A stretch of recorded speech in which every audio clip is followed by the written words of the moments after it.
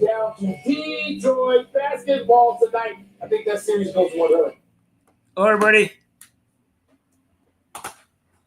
Welcome to the live show. Act Nation should be joining me at some point.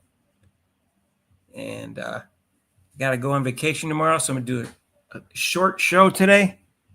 And I want to watch some basketball and get some things done. But Rob's working.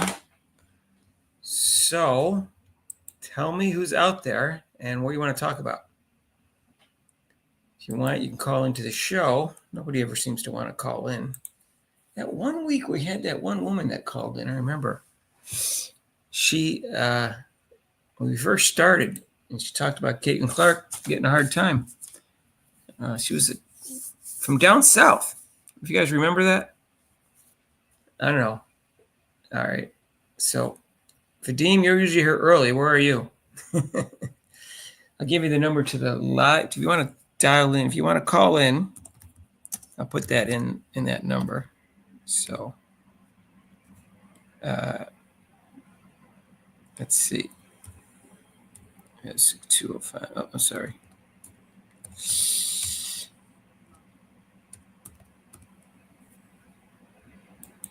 All right, that's a call-in number if anybody wants to call in. So who's out there and where are you from? And tell me what you want to talk about. You guys psyched for the WNBA season? It's only, what's the date today? The 20th, 21st? I guess it's the 21st, right? So the 21st. So we got 9 more days in April, and then we got 17 days. So it's 26 days. But exhibition is the 3rd, so that's only 12 days away. All right, so it's not bad, right? 12 days away. 12 days away to the first game.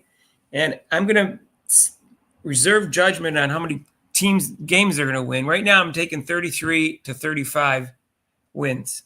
But I'm going to wait to watch 3 exhibition games, and I'll give you an exact number. Rob's only saying 30. I don't know if he's influenced by someone else, because he said the same number that Act Nation said that day.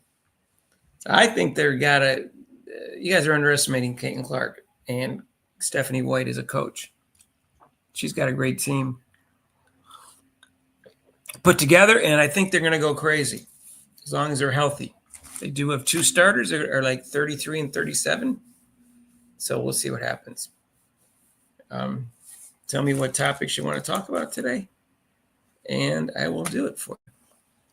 I noticed that the Lakers lost, Rob's Knicks won, and the Warriors won, and OKC won by 51. Nothing like predicting the future, right? Yeah. I'm from here and from there and come back again. I was up for a bit, also down for a while.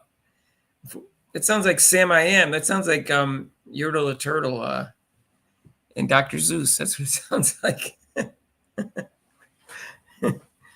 Nothing like predicting the future. I'm doing my predictions pretty far away. As soon as they got their team together, I said, okay. And they got the coach. I said, that's 33 wins to me. That's 3/4 of the games. You can't go 3-1 with that team. Oh, wow, something's wrong. What was it? Who was on? Frank DePope said they were going to go 44-0. Not sure if they're serious. When you come to the fork in the road, take it. Wow. That's good advice, Element Gold. Timpson is going to change everything. She's the perfect player for the Fever. Just ask Mick Talks Hoops. She looked good. She didn't stand out to me when I saw Florida State play, but maybe I saw the wrong games. I didn't see all the Notre Dame game. But she does have good athletic ability, and she does have, things that they need. They need some more bigs. They need some more defense, more blocking, more rebounding. But I think they got plenty of defense right now. you got enough players there for defense. You just got to play better defense. Like Kelsey Mitchell and Caitlin Clark have to play better defense. Other than that, everybody else plays good defense. Dantas, maybe not. But everybody else plays good defense. The lousy defensive players they got rid of. So I'm not too concerned about their defense. I think Stephanie White will get them to play defense. And Caitlin Clark will improve her posture and bend her knees, and she'll be a better on-ball defender this year. And so Kelsey Mitchell will put more emphasis on it. And they're going to give Kelsey Mitchell a break because they got plenty of depth. And again, I'm not overly concerned with it. I think they're going to have a great offense and a good defense. That's why I think they're going to win the title. So let me know what you guys think. How many wins for the Fever? Do they have enough defense? Or are we just going to do yogiisms instead? Yogiisms. He was a unique individual. We could have a yogiism contest. He doesn't hit with his face. Well, he was a funny guy. So tips. So what did you guys think? People were like assuming they were going to trade Lexi Hall just because they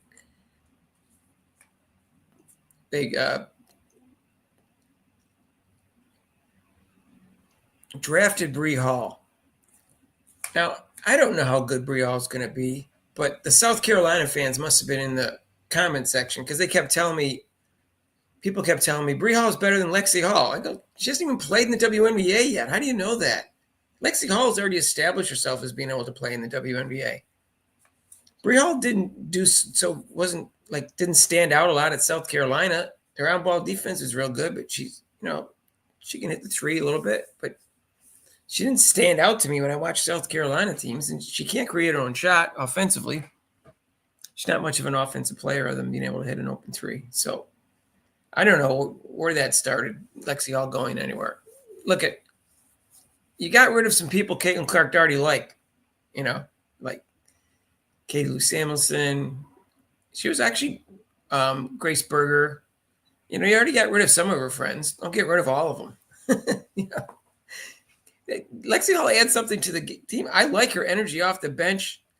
She should have been starting only because the team wasn't that strong last year. But I like her energy off the bench, and that's the type of person you need. Someone else's guard or small forward is hot, and you don't want to have a career day against you like they did last year.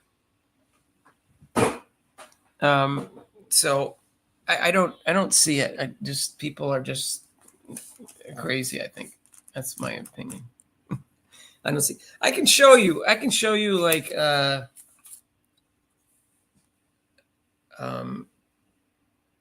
understand it's a business, but she adds something to the team, and if she hits 20% from threes and keeps getting in foul trouble, that's but I don't think she's gonna.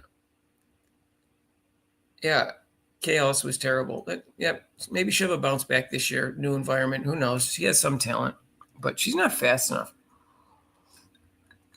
I think she needs to be faster.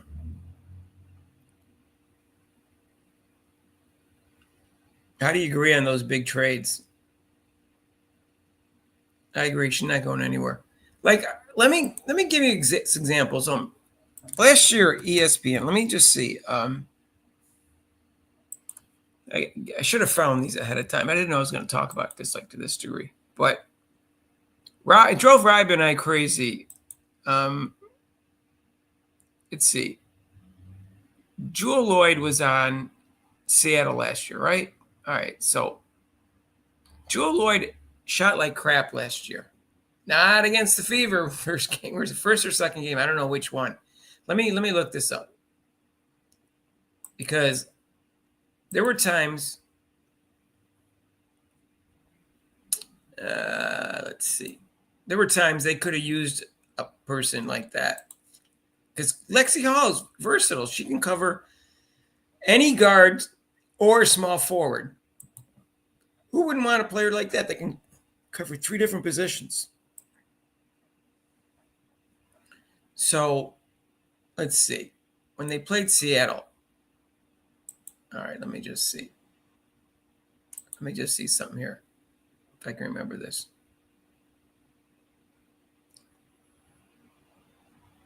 Jewel Lloyd had 32 points against the Fever the first time they played him.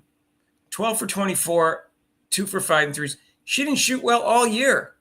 And she had 11 rebounds and 6 assists. Jewel Lloyd had her best game of the year against the Fever.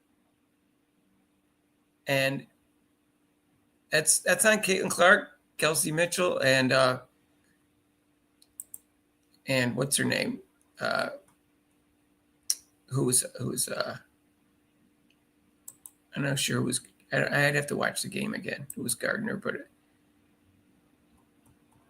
it could have been also Christy Wallace was Gardner too. But if you stuck Lexi Hall on her, she's not scoring 32 points. Act Nation said he'd come if his kids aren't for a while. Give me at least a half hour. But he's got 2 little kids. So I remember their first game got lit up by Jewel, right? And they lost by 2 points. If there was someone else who was the coach, they would have won that game because Lexi Hall would have been in early in the game and covering Jewel Lloyd, and that would have been the difference. They only lost by 2 points. So that's one example. And I remember Kelsey Plum having her best game of the year against them, but I'd have to look that up. So that's the Aces, right? Okay. She was on the Aces last year. She didn't shoot great this year. She shot better than Jewel Lloyd, but let me just see if I'm right. Kelsey Plum, the first time they played, all right, she just had a normal game. That's wasn't it? But let me just see. How many times they played the Aces last year? They played 4 or 3.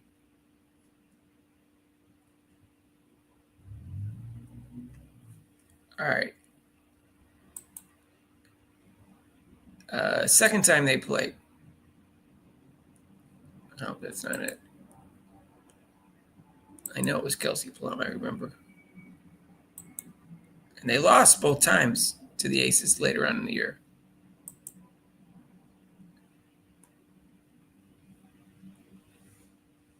Well, she had 18 points she shot. She had 4 3-pointers. Oh, man. Let's see. I don't know. Maybe they played him a 4th time. Let me just see. Oh, they did. Here it is. Second time they played him, they lost 88-69.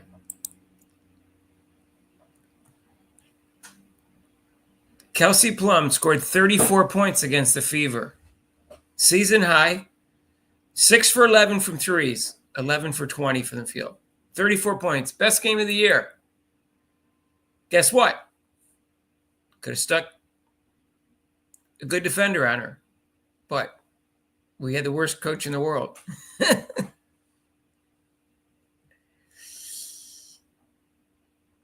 Right. So that's Kelsey Plum. That's 2 people who had their best games of the year against the Fever. A coincidence? I think not. And that's because Kelsey Mitchell's an okay defender. Christy Wallace was an okay defender, and Caitlin Clark was an okay defender. They didn't have any really good defenders that were starting. And that's why other guards had field days against them. If you have someone like Lexi Hall, or even, they got Sophie Cunningham that's coming off the bench too. Or if you just had a better defensive coach, or they could have, who was the guard that they didn't want to keep? Defensive guard. What was her name again? Wallace and Wheeler. Yeah. Yeah, well, Wheeler really didn't start, but Wallace and Kay Lou Samuelson starting, man. It doesn't just happen on a coincidence when they have their best game of the year against the Fever, when they don't have any good defenders other than Lexi Hall, who she wasn't playing at the time. So I don't buy that. Yeah, Celeste Taylor. She could have stuck Celeste Taylor on either of those two when they got hot. She has good purpose. She's a great defender. But it didn't matter. It's somebody other than keeping Christy, Wallace in there, or a good defender.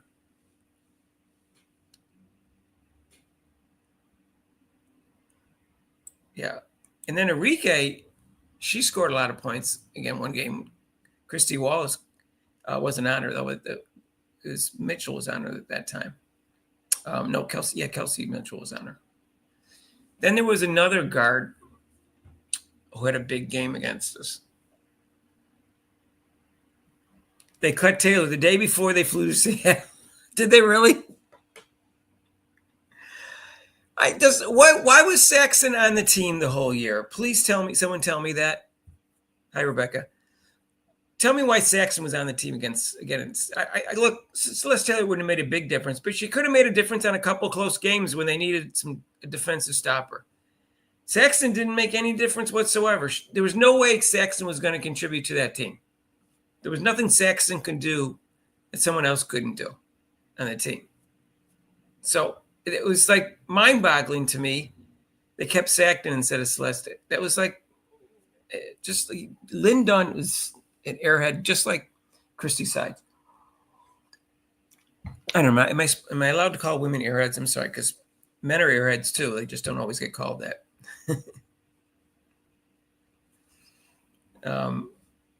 Who was guarding Kelsey? I'd have to go look. I'd have to go look at who was guarding Kelsey Plum. But the point is, whoever was guarding her, you go stick someone else on them. That's what you do. And that's why someone like Lexi Hall is valuable. That's why Celeste Taylor was valuable last year, and Saxon wasn't. That's all I'm saying. I'm not saying Celeste Taylor would have made a big difference, but gosh, you never even gave her a chance.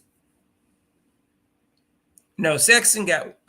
They didn't renew her contract. Yeah, Lynn Dunn was terrible, and Christy Sides was terrible. And Lynn Dunn was so terrible she couldn't figure out that Christy Sides was terrible. That was part of the problem.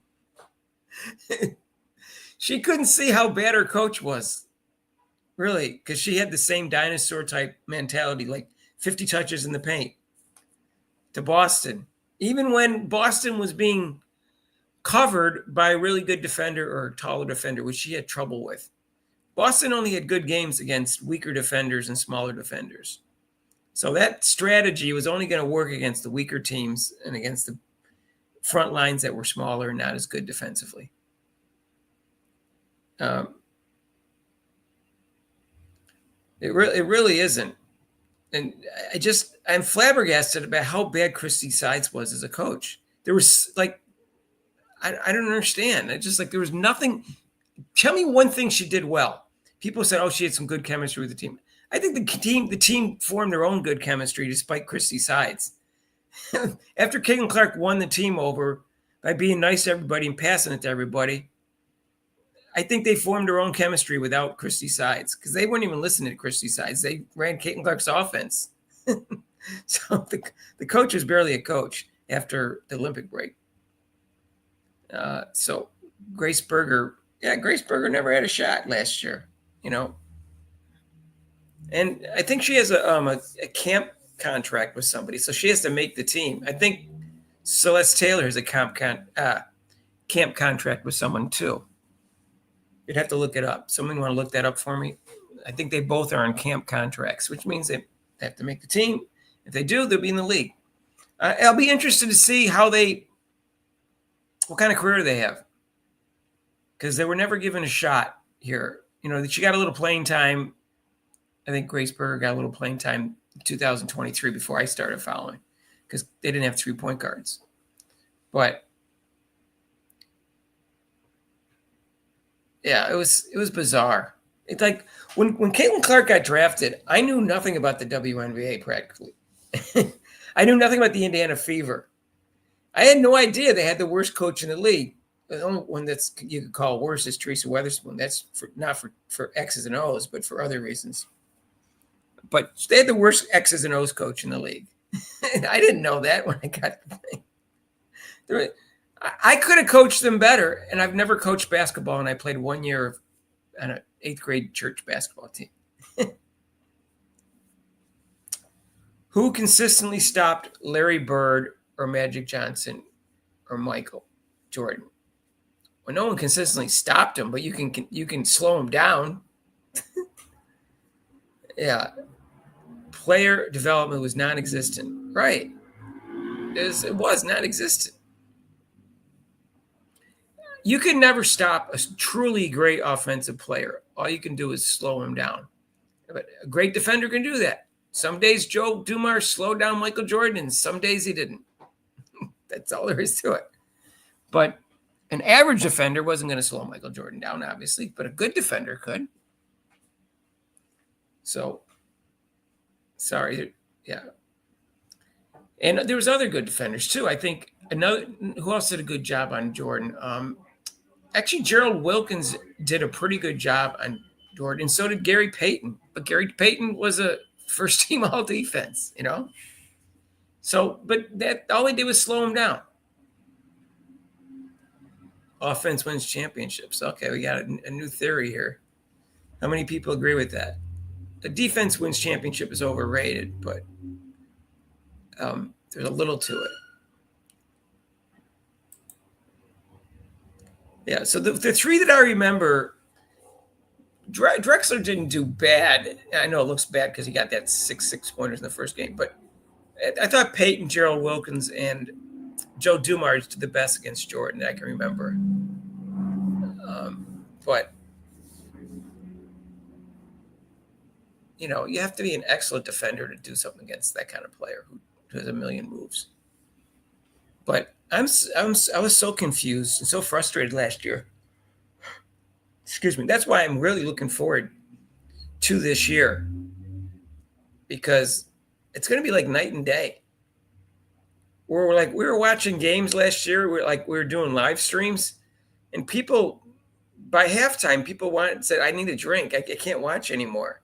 And we couldn't watch. They kept blowing 30-point leads and 20-point leads, and the coach didn't help any. She couldn't even call a basic timeout. Fever with a different coach, Fever would beat the Wings round 1, Aces round 2, Liberty for the finals.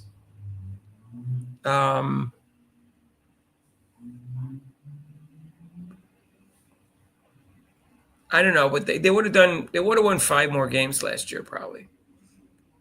So maybe 6. They lost 6 close games. You can't necessarily always win close games, but they won some close games too. So I'm not even saying that. So,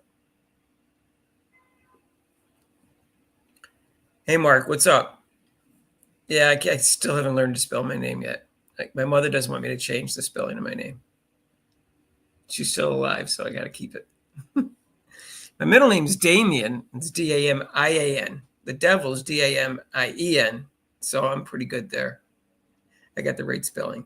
I'm named after a saint, Saint Damien. You'll see Tulip.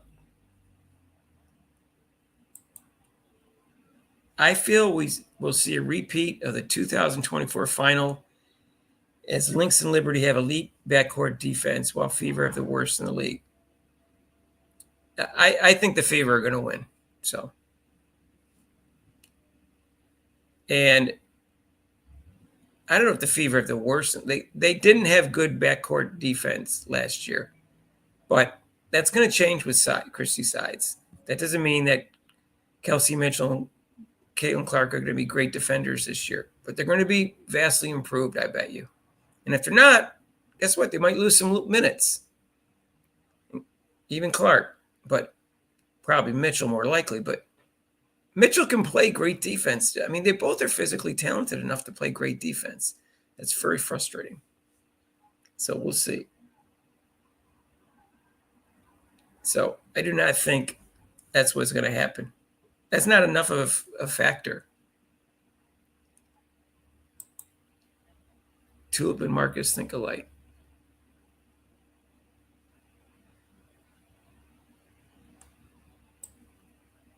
All right, let's see.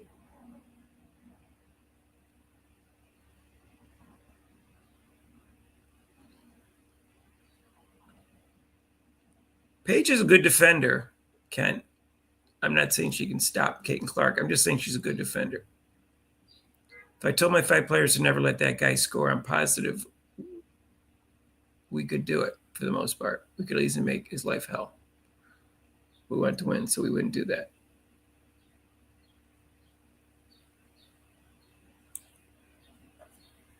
Make sure you stop that one player if they're hot. Yeah, like, why didn't they ever like double team the hot player? Just until they cool down. You know, take them out of a rhythm. Christy Sides didn't even know to do that, let alone substitute a good defender and to slow the person down. Yeah, Lady Hamilton's a good player and she's a good defender, right? So the Liberty lost a little there. I'm taking the Fever.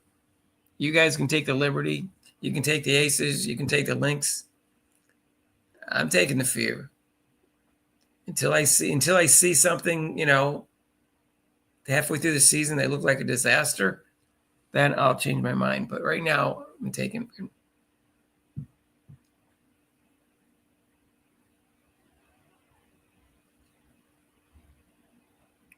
All right.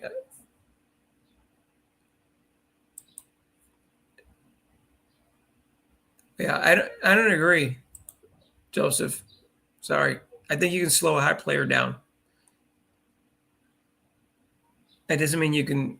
I mean, it doesn't mean they're still not going to score more than they usually do. I just think you can slow them down. To say like, oh, they're going to score no matter which defender you have on them, you're going to score the same amount. Which that's like saying you're going to score the same amount no matter what defender you have on them, just because they're hot. I'm sorry, I don't agree with that. It makes no sense to me. I'm sorry, Joseph. I don't believe that. Players hot, you can slow them down by putting a better defender on them. It's not going to slow them down a lot when they're hot, but it's going to slow them down more than not having a good defender on them. So that's my theory. If I was a coach, I wouldn't say, "Oh, that player's hot. There's nothing I can do about it." No way. I'd try to do something about it, whether it's double team or putting a different defender on him or something. I doubt coaches say that. Oh, the player's hot. I'm not going to worry about it. They're going to score no matter what. I don't think that's what people do.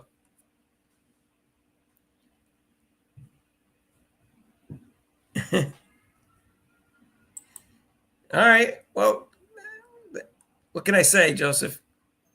You'd be right more often if you agree with me more often.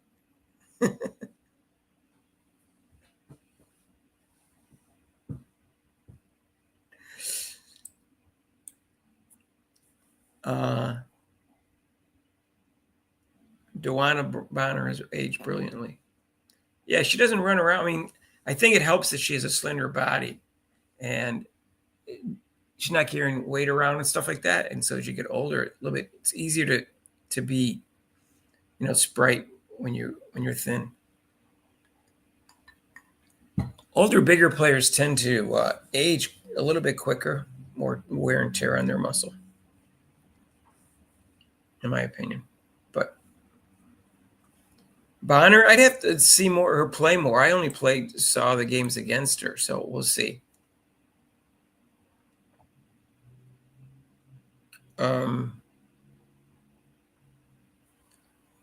Yeah, the Fever's roster is so much better than last year. They were 500.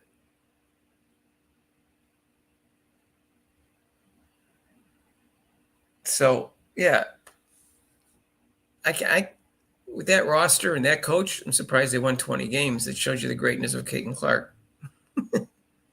And I mean, I know Mitchell played well and all that, but it was Caitlin Clark. It was her playing up-tempo offense that the league had trouble dealing with, and it's going to be even harder for him this year. So And Boston had some good games. I get that. People are all worried. They think Boston's going to suck. It's just like people want to trade her and bench her already. It's just like, let the season play a little bit before you do that. She's made 2 all-star teams.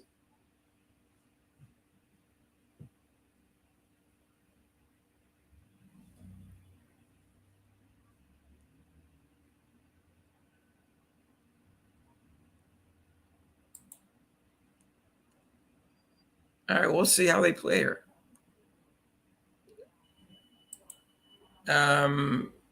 Do I honestly? No, I don't. I think she's going to be MVP. I think she's going to be MVP, and I think they're going to win the title. And I think there's going to be lots of titles and MVPs in the next 12 years for Caitlin Clark until she gets old or she gets injured. That's what I think. I'm not going to say she's going to win 12 in a row of each, but there's going to be a lot of MVPs and a lot of titles for this. You're going to have fun rooting for them, I think, for the next 12 to 15 years. I don't think she has any reason to leave the Fever as long as they have a good organization and they have fans like that. They're going to keep replacing free agents because they're going to play with Caitlin Clark. I think the future is really, really bright. I hope I'm right. We'll see.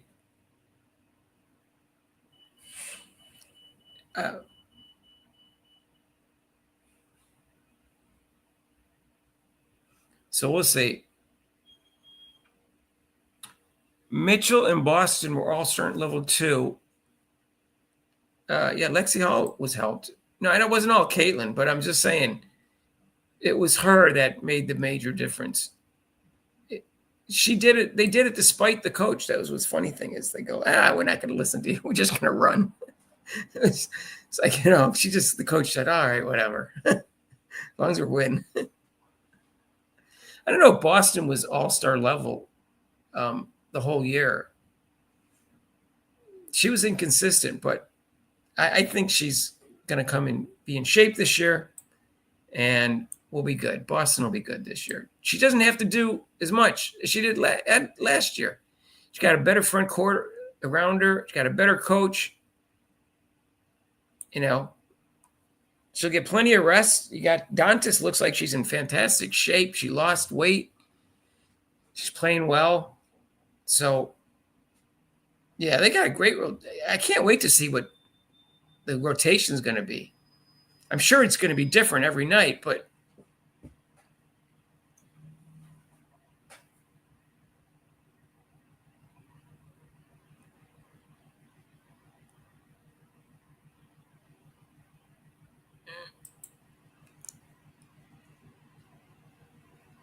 yeah, but she's got to do sprints. You can't just you need to sprints. That's how you get in real shape. Yeah, I want to do a video of this. I talked to Rob about doing a video of this, and I'm going to do one before the season starts. It's more of a right before the season type video. So let me discuss this right now. But then when I do the video, you're going to have less to look at. But because I do want to bring this up. Let me just, I have to look something up. Okay. 2024.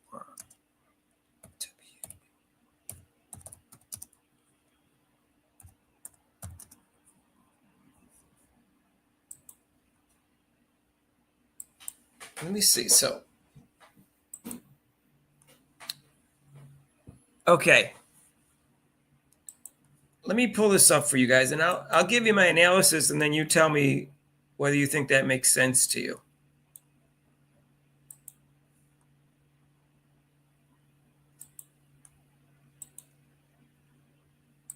How is that? I'm going to make it a little bigger.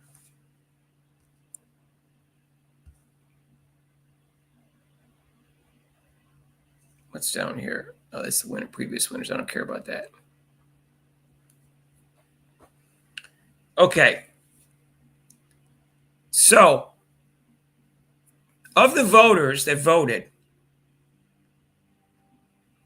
48 and 54 voters voted for Caitlin Clark either third, fourth, or fifth.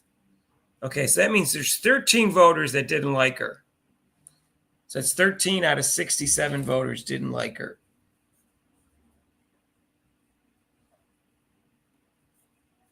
That makes sense to you guys? It's about like 1 out of 5 voters didn't like her. But there were 6 that were pretty generous to her with third place votes. 26 got it right, I think. And 22 underrated her. Now, if you look down here, Kelsey Mitchell got a vote here and a vote here for MVP. And you can also see Angel Reese got a vote for MVP. Okay, so those are insane votes. Kelsey Mitchell was not one of the 5 most valuable people in the league. She's a bucket offensive player. She's nowhere near, and I'm guarantee you that the same person that put Kelsey Mitchell third and fifth and Angel Reese fourth did not vote for Caitlin Clark. That was an anti-Caitlin Clark vote. So there was definitely 3 people who really disliked Caitlin Clark, and 10 people who didn't even see her, and another 10 people who wouldn't put her in the top 5. Now, I don't know if they thought she was close to the top 5, but they didn't vote. So if you got 13 people not voting for you, that happens. There's always some people that don't like your style or what you're doing. So we'll see what happens. I wish it was fewer than 13 that didn't vote for her. But we'll see what happens. But yeah, there's 13 people that didn't like her for whatever. I think this year, if they really if they're in first place, this is why it has to be transparent, the voting, because Angel Reese and Kelsey Mitchell, nothing against Kelsey Mitchell, Angel Reese and Kelsey Mitchell did not deserve any MVP votes. They weren't. They just weren't. Kelsey Mitchell was one of the top 10 players in the league. How's she third in the MVP? She didn't make her teammates better. So that's silly. And I like Kelsey Mitchell, and she's probably one of the top 15 players in the league, but she's not one of the top 10 and not one of the top 5. And like I said, she doesn't make her teammates better. She's just a scorer, basically. So those are silly votes. Those are anti-Caitlin Clark votes, and Angel Reese is an anti-Caitlin Clark vote. This is probably the same person that voted for Angel Reese for MVP, the person who voted fourth. They're the same 67 voters, is my understanding, that voted for the MVP and Rookie of the Year. She missed the last 5 or 6 games. She played enough games to get votes, but yeah, she shouldn't have got an MVP vote. That's the same person voted for Rookie of the Year. It was a racial thing, I'm sure. I'm sure I don't have to say that, but it is. There's no other explanation for why Angel Reese is voted Rookie of the Year over Caitlin Clark. That's just silly. So I don't know if they have the same 67 voters next year. All I know is there's 13 of her. 13 of them did not think that she was in the top 5 in MVP. So if it's a really, really close race in reality, if a neutral person was looking at it and evaluate it, she'd be in trouble. She's not going to get MVP. But if it's clear that she's the MVP, well, last year fourth is, pretty accurate. I think she'll get the MVP. So, yeah. So that's my opinion. Yeah, Asia Wilson got a lot of MVP votes, and she didn't really carry her team. She had a lot of talent around her, but she did have a great year. And so Napheesa Callaway played especially great after the Olympic break. And Napheesa Callaway's team isn't stacked. So you can see, Napheesa Callaway, why she got the votes. She should have got all 67 second place votes. I don't think Brandon Stewart should have got a vote over Napheesa Callaway. I don't know what that person was smoking. But Brandon Stewart didn't even have a great year, to tell you the truth. She had a good year, a really good year, and she is a valuable player. She does make her teammates better somewhat. She's a pretty good passer. She's a great defender and somewhat of a good leader and offensive player. I don't have a problem with her getting third place, but she didn't deserve any second place votes. She can't shoot the 3 ball.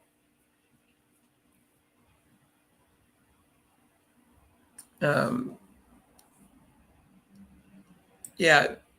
Well, she's a big, what can I say?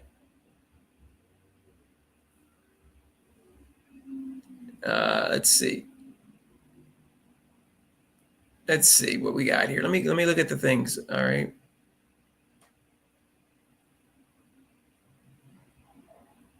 Dantas is going to help AB's game. Yeah, probably. I agree with that, Mark. Dantas is going to help AB's game. Yeah, she could teach her a little thing or two, like nice little turnaround. I love the turnaround jumper. That's really hard to stop, especially if you fade away on it. Lexi's on the chopping block. Yeah, that's so crazy. She's not on the chopping block. Don't worry. That was just about just South Carolina fans. I think Bree Hall's like the greatest player in the world. Sorry, she didn't look that way to me when I watched her play. She may make the team as the 12th player, but that won't be till like 15 games in. Because I think Tinson is going to, is that her name, right? Timpson? She's going to be the first one they keep, I think.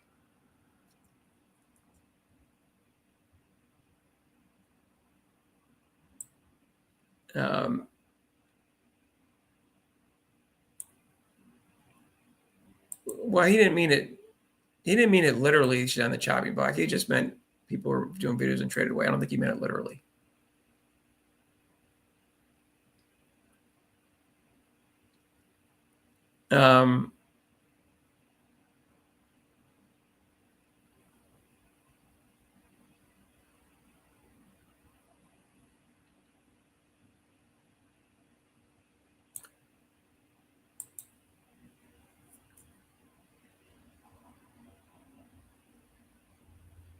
Oh, okay. I don't agree with that at all.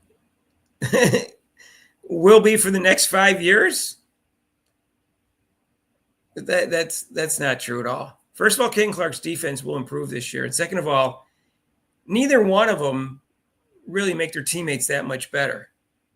So that's why your thinking is wrong. Caitlin Clark, by a large margin, makes her teammates better than anyone else in the league. By a large margin, it's not even close that she makes her teammates better. So Collier is an excellent defender, just like A'ja Wilson, and a very good offensive player.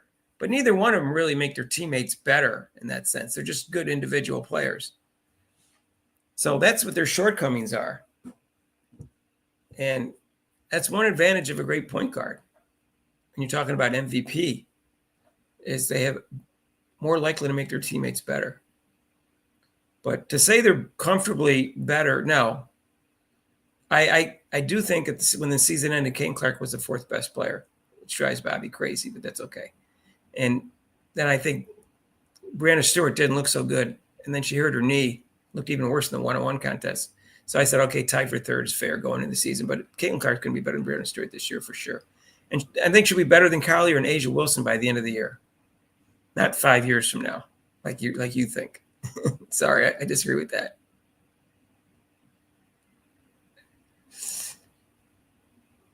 Okay, what is this? Something's not right here. 13 off CC, but all off fee. What do you mean all off fee? No, everybody voted for fee. What do you? I don't understand. Element Gold. Fee got a vote. All 66 votes for second place and 1 for third. I'm not sure what you mean by here. So maybe I misunderstand what you're saying.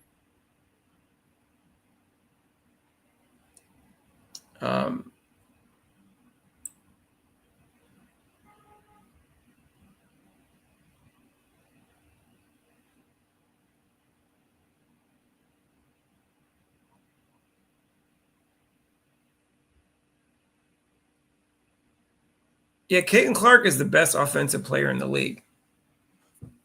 And it's points generated. They showed that even by subtracting the turnovers, she set a record for most points generated, even if I subtract her turnovers.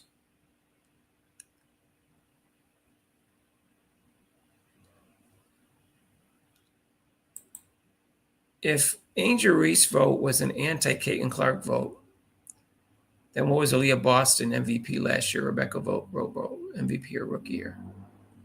I don't know. That's I don't have enough information to respond to that, Henry. But they did go from, I know that Boston was rookie of the year and shot 58% from the field for rookie year, and they went from 6 wins to 13. So, and they had they didn't have a ton of talent, but I'm not sure that was a good vote for that. So Mark says she's not the best all around. Okay.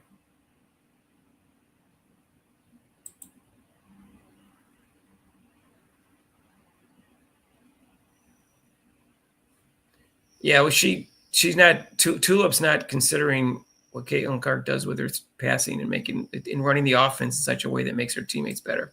And it's not just her assists; it's like the whole offense flows better because of her.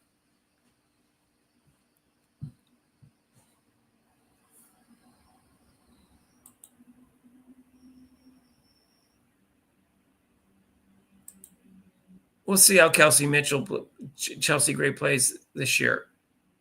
She's not washed up, but she still doesn't look like she's running normal to me. And she's not as good at point guard as Caitlin Clark. So those people that are saying that are delusional. Caitlin Clark is clearly a better point guard than her.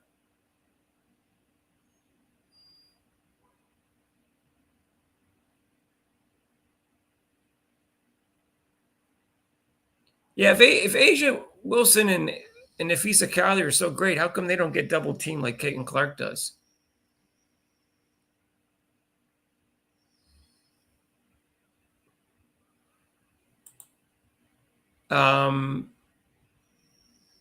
Yes, that drives me crazy that they're going to put in 2 teams next year. Whoever made that decision, of course, who probably made the decision, because she's an airhead. The commissioner. Why are they adding 2 teams next year? I don't even. I know I've said this so many times, but just add one next year, and one the next year, and then one the next year. You had 2 teams. It's so unfair to the 2 teams that are coming in the same year. They're all both going to have lousy teams, and you're going to have to take. Who knows how many players you're going to be allowed to protect next year? But guess what? They can only take 1 or 2 of your players. So they can only take 2 of your players. You got free agents to make up for it. That's what's going to happen. So, yeah, someone's going to take – it's going to be crazy.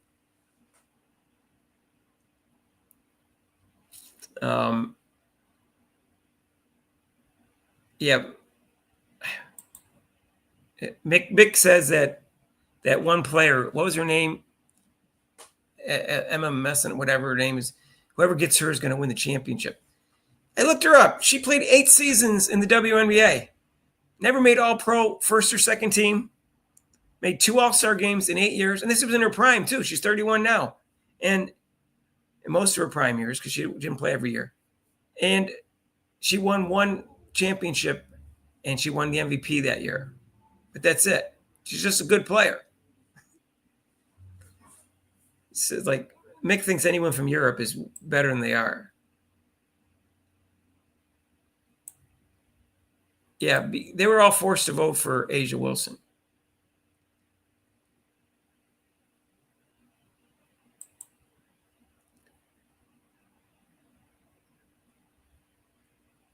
Yeah.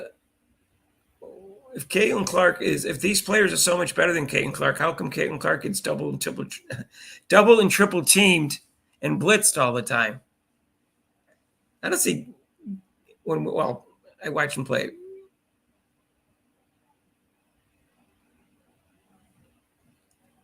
Okay, so I didn't say she didn't deserve MVP because I would have voted for her for MVP. And I would have voted for Nafisa Collier second, but I thought it was very close. I thought it was a lot closer than Asia Wilson fans and the main media thought it was. That had to be unanimous.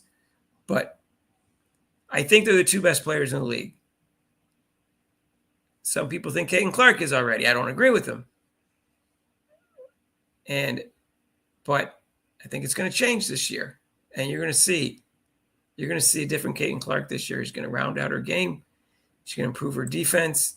She's going to have fewer turnovers. She's going to have a more balanced offensive game. Going to have much better offense and coach around her, and talent around her. It's just going to be way different this year.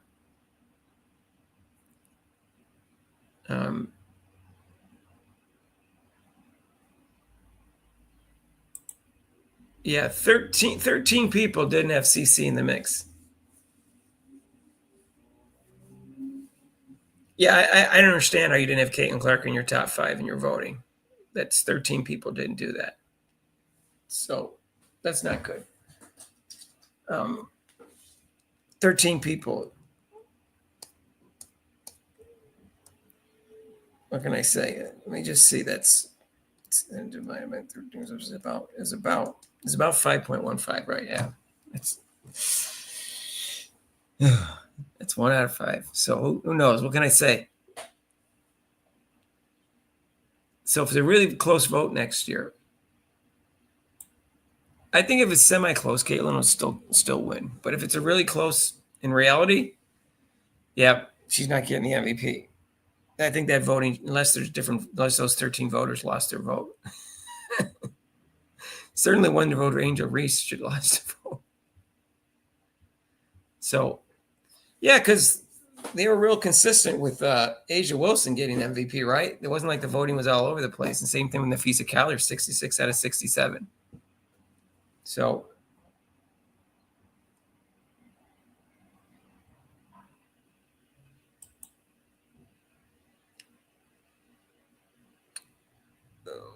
well, that's true, but guards in general haven't won.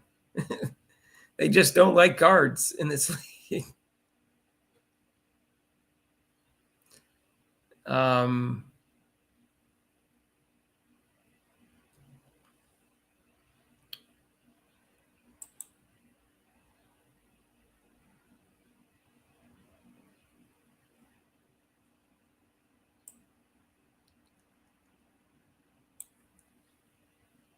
Yeah, Caitlin Clark will be off the ball some, but they won't have her sit in the corner like Christy Sides, or the other players won't ignore her. She'll move around. They'll set screens for her. We'll see.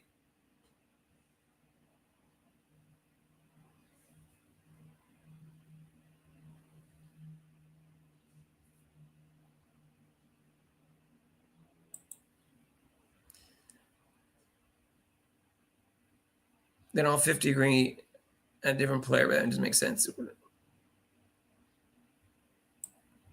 Yeah, I don't know what to tell you.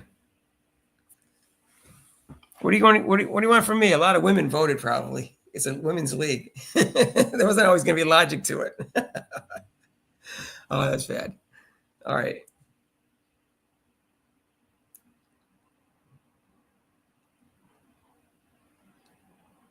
I did, but that doesn't mean Caitlin Clark didn't deserve a top 5 MVP vote.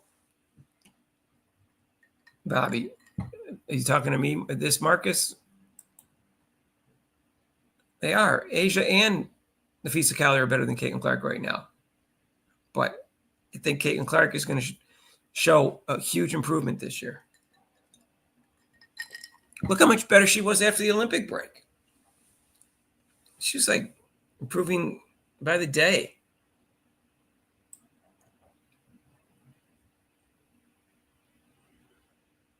Mick is a clickbait merchant. So is John the Liquidator. His clickbaits are even worse. They're like flat out lies. But Mick's are flat out lies too, but not quite as often as John the Liquidator. What can I say?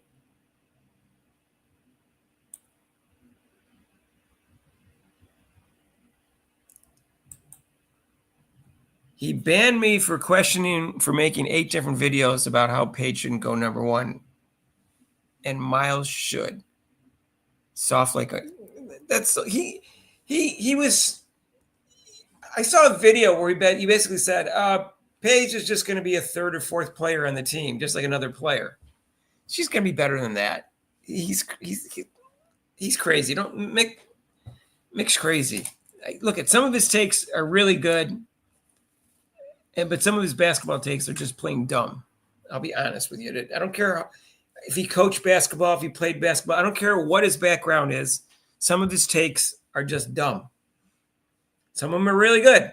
He did a really nice video the other day on what was it? What was it on that I really like what he talked about? We did a video, and I guess it was. Yeah, we did a really nice video. I mean, I actually quoted him and what he said.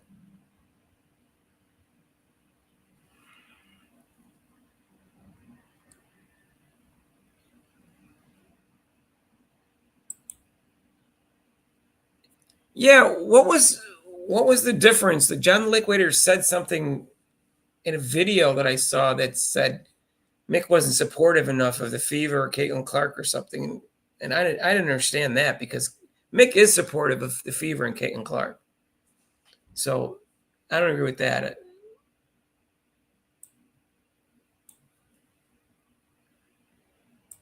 Fair play, Mark. What's fair play? What do you mean by that phrase? I know what fair play is. I mean, what are you responding to? He shouldn't make 8 videos of the same thing. He shouldn't say this is the perfect player for a particular team 20 million times, or say this changes everything 20 million times. It's just annoying. And he makes, like, just yesterday made 2 videos in a row just of that one issue that was probably about 30 seconds to talk about. So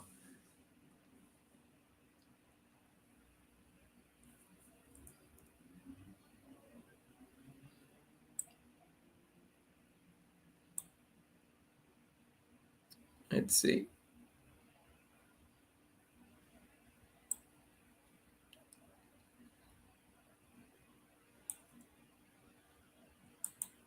If I can keep 6 players again, which 6 do you keep for Fever right now?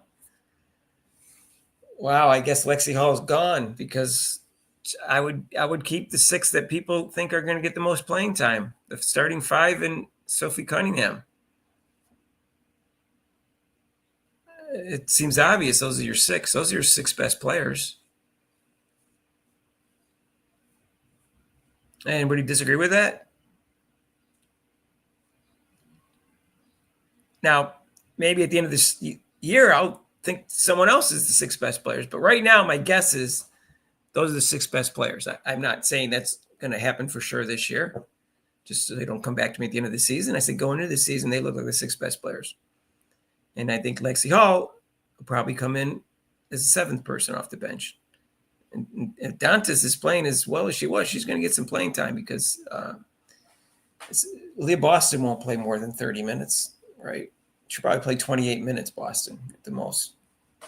But it'd be better. It's good because then she can have more energy to run the floor and play defense.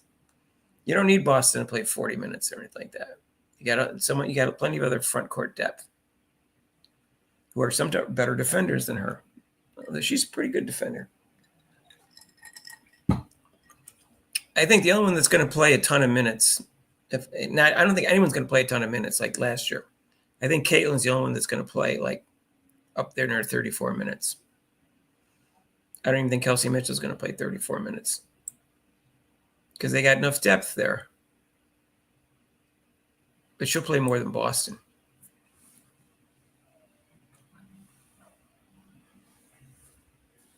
But if maybe Kelsey Mitchell, will play better defense too if she plays fewer minutes. Because I wasn't, like I said, I'm not over impressed with her defense.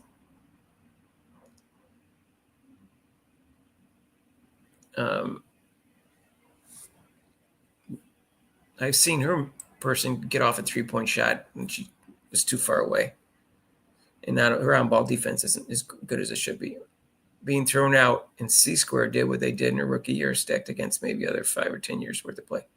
I'm not sure what you're saying here. Let me figure this out. Funny, all the stats being thrown out.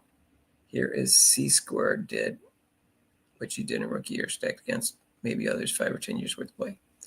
Yeah, I can't imagine what Asia Wilson and Nafisa Collier and Brianna Stewart's numbers would be if they were double teamed as much as Caitlin Clark.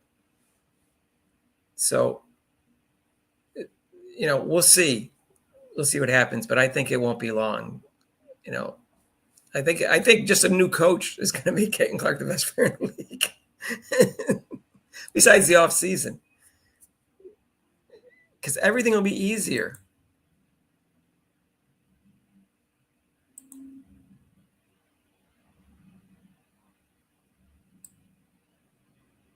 Let's see.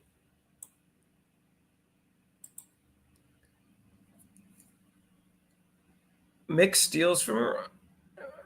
I don't know. I don't know if he steals from people.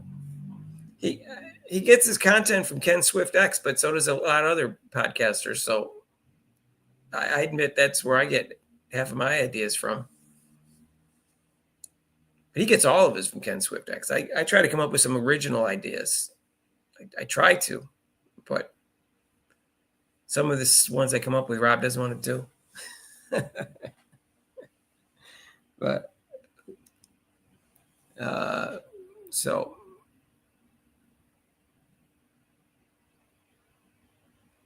I've got some original ideas that I'm going to do before the season starts, but I think they're ones that I should do right before the season. They're going to be very relevant to the season. I've got them written down.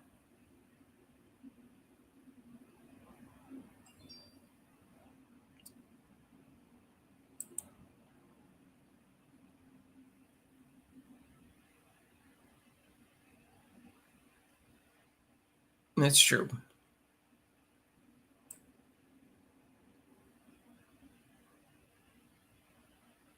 Yeah, it was so frustrating. Like some of the people in this thread were watching the games with myself and when Rob was there, and we were just so frustrated knowing that if they just had a real coach, the game would be going so much smoother, going a lot smoother, and like it would be going more smoothly.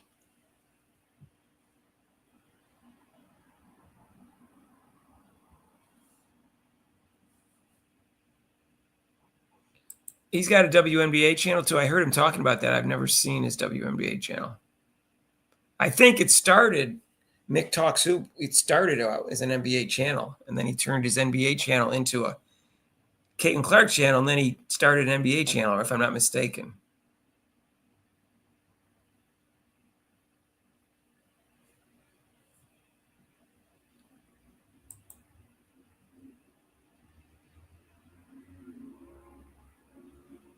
All right. MMS, I'm not saying she's not good, but she never made All Pro in 8 seasons. 2-time All-Star in 8 seasons. 1 Finals MVP, 1 championship. I haven't seen her play. I'm just telling you, I'm just looking at the stats. You know,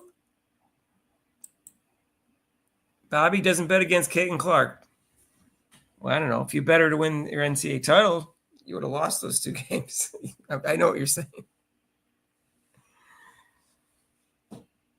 All right.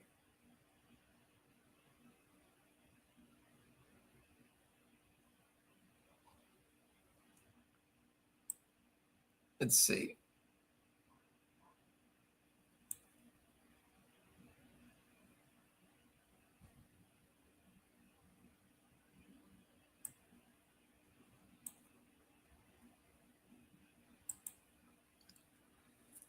And pretend everyone else is trash. Yeah, John Liquidator and Black and White Sports too.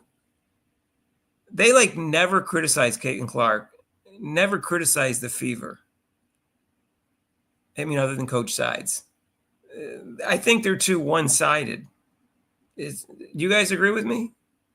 Mick at least is more balanced. John Liquidator and Black and White Sports too is not quite as bad as John Liquidator. They're afraid to criticize Caitlin Clark or the Fever, especially Caitlin Clark. And that's just my impression. You guys agree with me, or let me know down below. That's I prefer someone who criticizes and be balanced.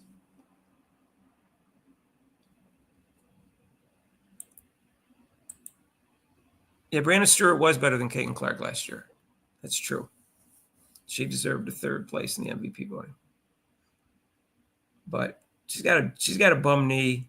She didn't play well in Unrivaled. And her 3-point shot's off. So we'll see. I don't think it's mattered. I think she's not even going to play in the beginning of the year. She's not going to be in contention for the MVP voting. She might not even be in contention for making All-Pro this year. We'll see what happens.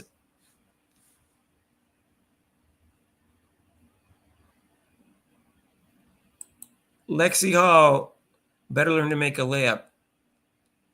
Yeah, she did blow layups. A lot of people on the team did, though.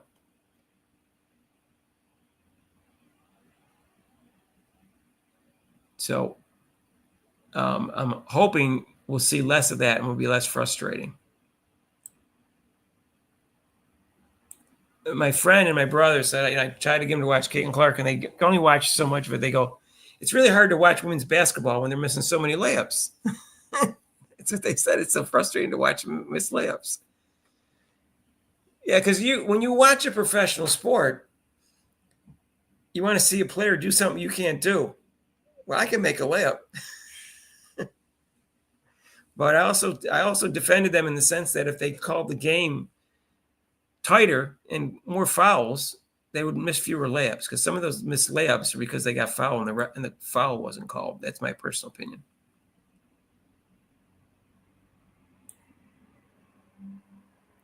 Bold prediction.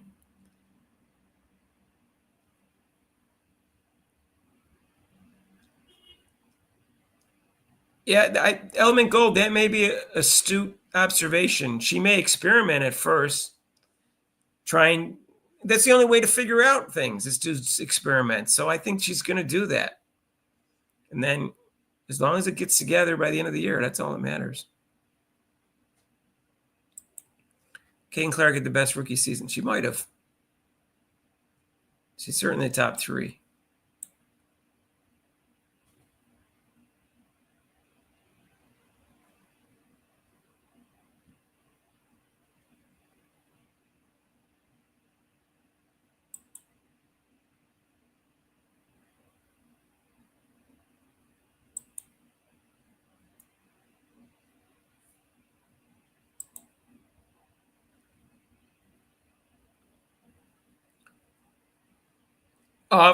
Yeah, I haven't seen her play. All I saw was a little bit of highlights. I know Mick did a video on her, and I never know what to.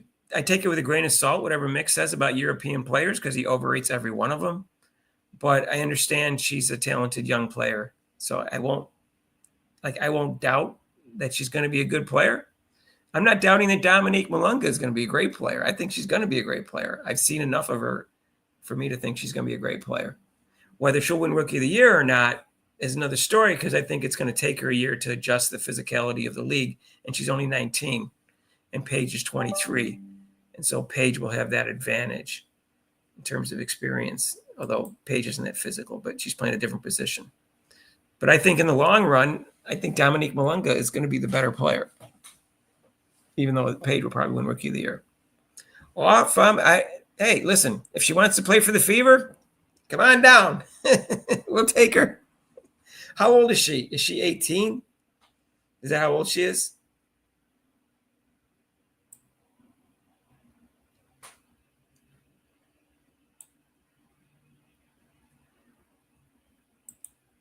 I sent a message to Mick on X, inviting him on the show, because I can't find an email for him. John the Liquidator, I've never invited. I don't know if he would add very much, but I'll invite him if you want.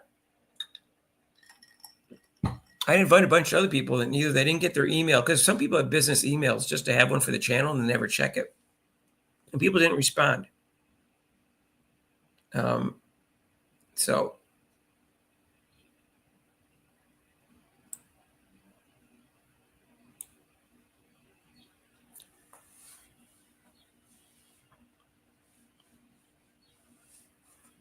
all right, well, Cynthia Cooper played a bunch of years in professional leagues over in Europe.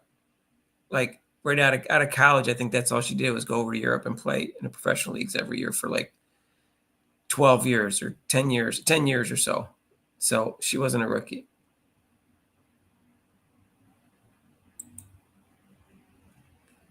Probably Jokic deserves it, but he's not going to win it.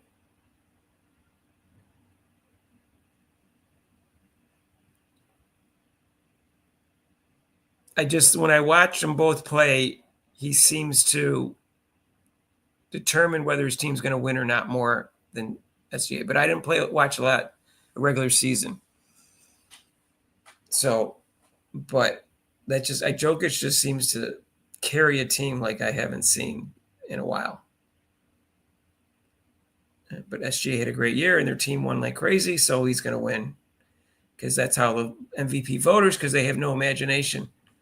They go, best player in the team with the best record or second best record.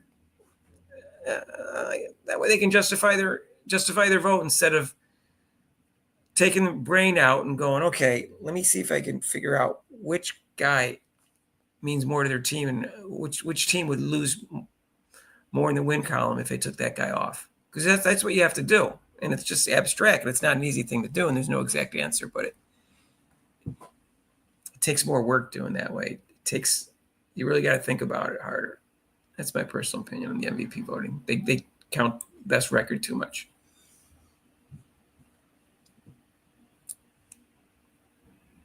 I do not do IP law.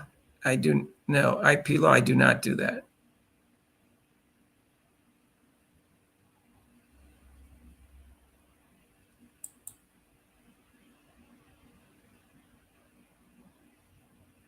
Yeah, some fans aren't like a lot of fans are basketball fans, but some of them aren't. Some of them like have never even followed a sport before. They don't know anything about basketball. So you have to take some of their complaints and criticism with a grain of salt because they really don't have any perspective on it. It's not their fault.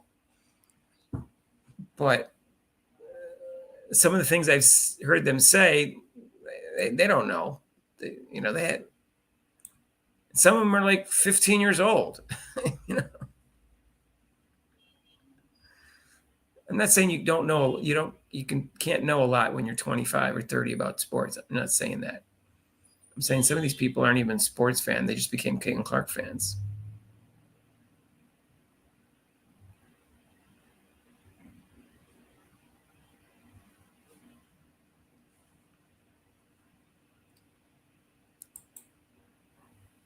I'm pretty one-sided too. You think so? I don't think so. I'm pretty critical of Caitlin Clark's compared to other people. But I'll let other people decide that. That's as Diana Taurasi said. She drew up a resume, and it's not her job to read it. But I criticize Caitlin Clark a lot.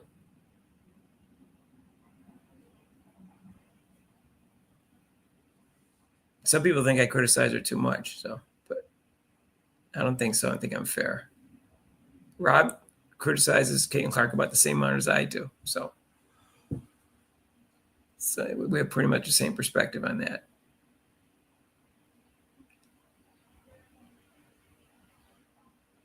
Rob doesn't like her defense. Rob played, that was his specialty when he played basketball. He liked defense.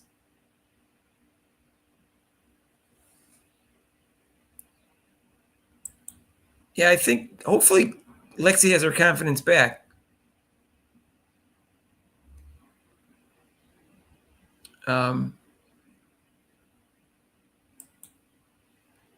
Mick is so wishy-washy, changing opinions all the time, depending on what he thinks will benefit his channel most. I don't know what he's thinking, because some of his opinions I don't think benefit his channel, and he still makes them. So I don't even know. I don't know why he doesn't, like he says everyone has the same, wrong takes or wrong opinions or wrong viewpoints or wrong predictions. That's all true. But he has so many that are wrong. If he would just put more thought into it or research sometimes, because he knows basketball, he doesn't think it through. because he's too busy just putting out a video every 8 minutes without any thought or research into it. That's just my personal opinion on him. I think he could put out quality videos if he would put out fewer videos, and I think they'd get more views. And he'd slow down and think it through and do some research. But maybe that's how most people do their videos.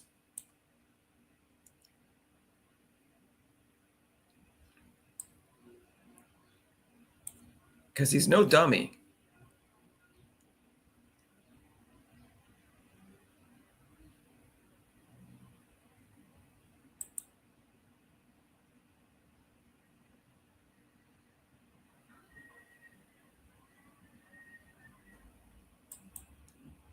First 10 games are really hard to watch. They were.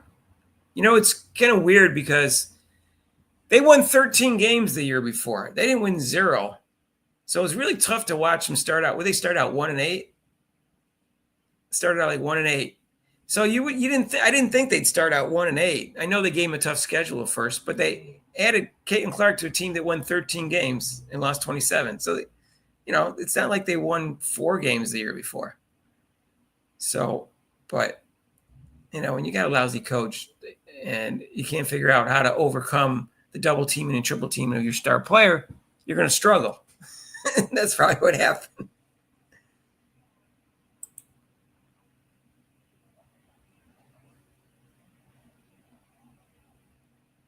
Yeah, she mentioned her just a few minutes ago. Tulip mentioned Tulip. That's the one that you just talked right out of Spain. And is she 18?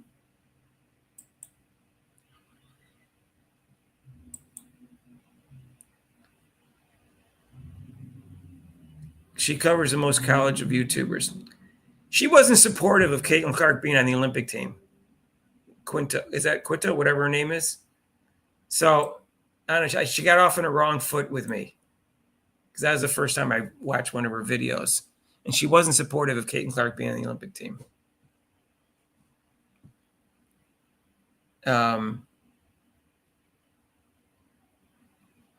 Right.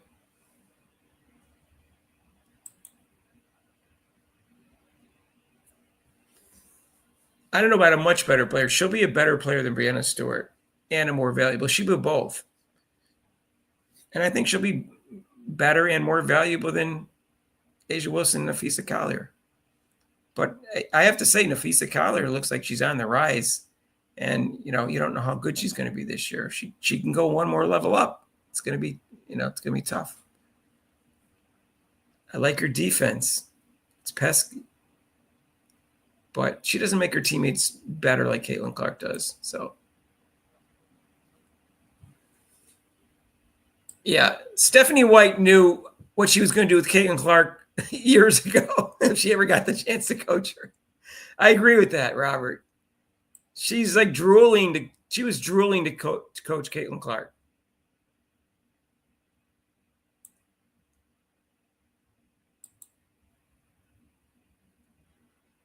Yeah, Malunga is a super talent. She gets past the physicality of the league. Look out. She seems nice. I hope she's tough physically and mentally.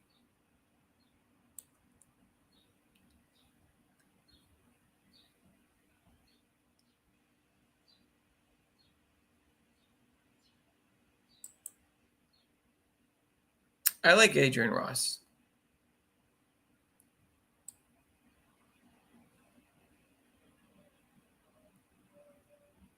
I don't think she criticizes Caitlin a lot, but she criticizes him more than Black and White Sports too. And what's her name?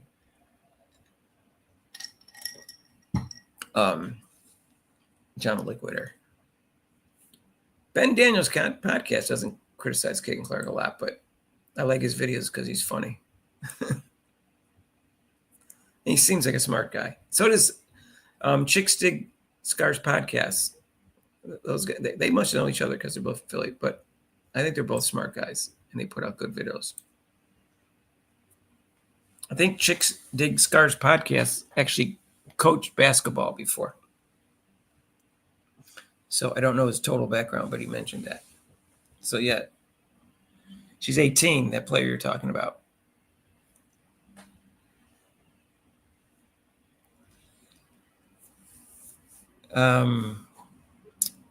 Malunga, I don't know if you posterize. Women don't posterize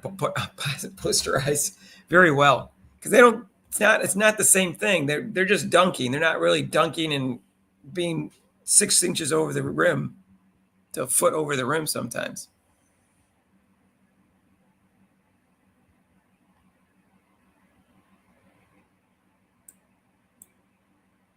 I heard Quit is more old school, like the old guard WNBA. Maybe she'll come around. If anyone who didn't think Caitlin Clark should be in the Olympic team is on my bad list. Sorry.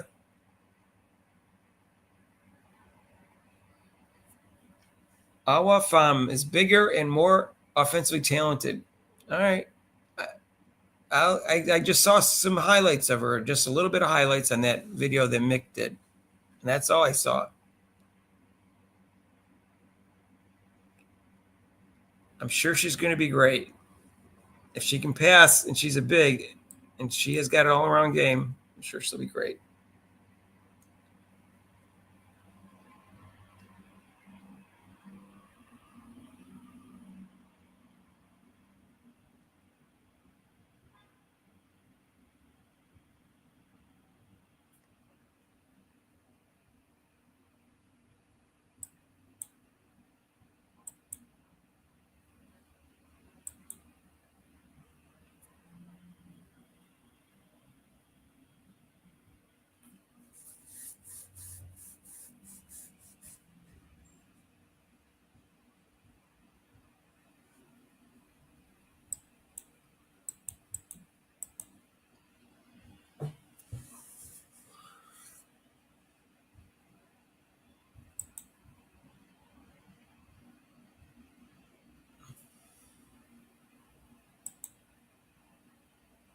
Well, you can't compare rebound numbers in the 60s because they took like a third more shots. But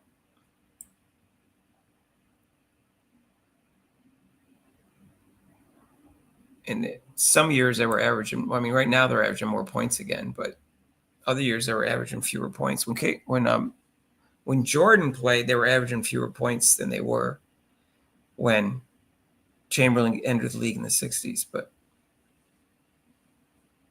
But they were definitely taking more shots. You could look it up.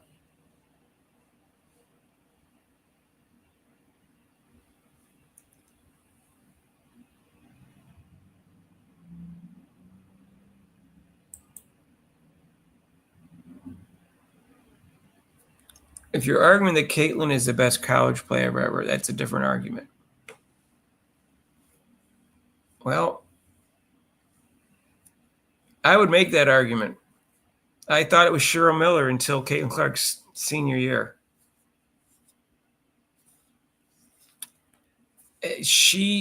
Nobody else could have carried those teams to the national finals 2 years in a row.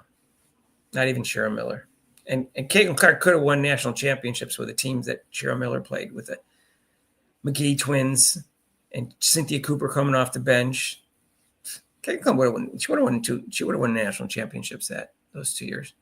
McGee twins graduated, and Cheryl Miller the next year, her team didn't do very much. Now, senior year, she got back into the finals again and lost to an undefeated team, I think, and had a bad game. And Cynthia Cooper had a good game for USC.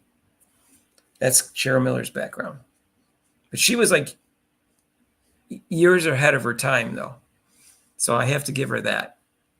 Go watch her jump shot. It looks like the jump shot is better than 99% of the jump shots in the WNBA right now. And that was in 1980s. So, yeah, 1 year, Wilt averaged 48.5 minutes a game. That's unbelievable.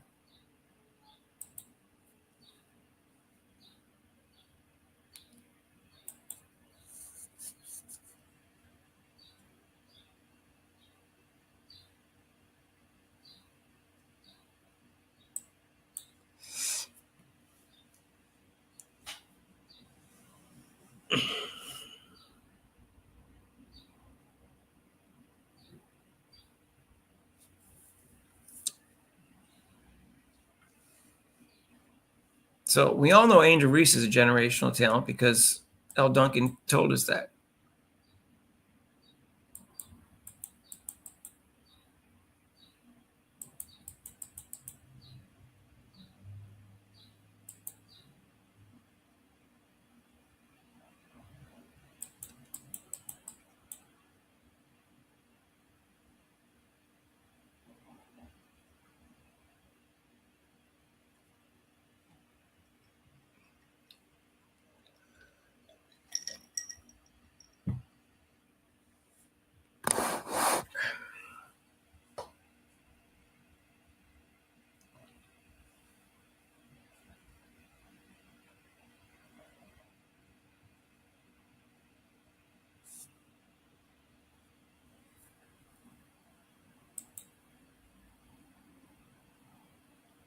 Yeah, well, I would agree with this. I also think that Magic Johnson and Michael Jordan were actually very smart basketball players.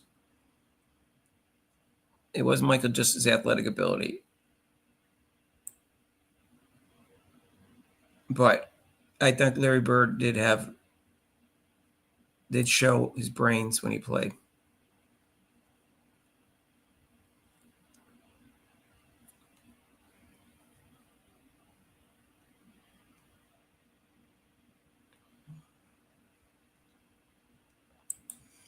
Last time they made the playoffs was, I think, 2016, right? It was the year.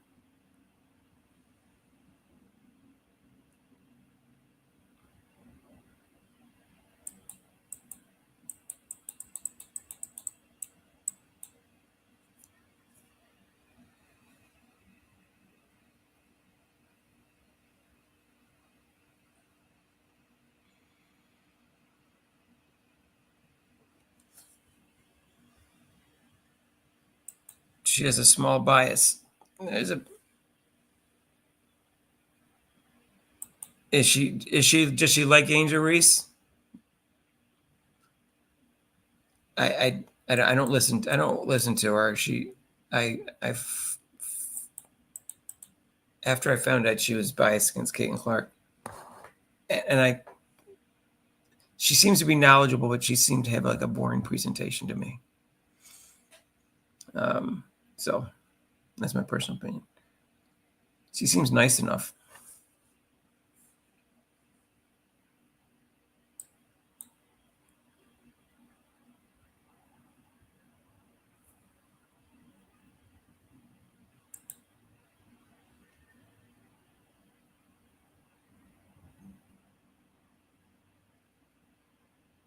Yeah, I'm not worried about Caitlin Clark's stats. As she becomes more dominant, more of a leader, and has more confidence that she can just take over, you will see her take over games like she did in college. Last year, you only saw a little bit of that. I think you'll see that more and more every year, for the next 10 years, that she's going to just pick and choose at times and just take over games and said, I'm going to win this game. And guess what? When you have that much talent, you should do that. That's what Jordan did. You said, I'm going to win this game right now.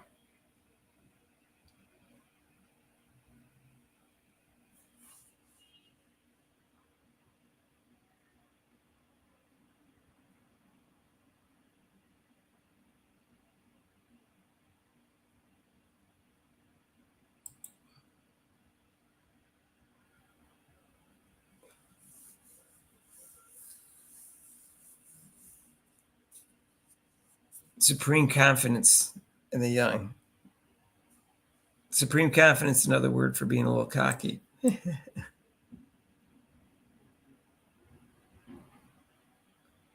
Hunter Cruz.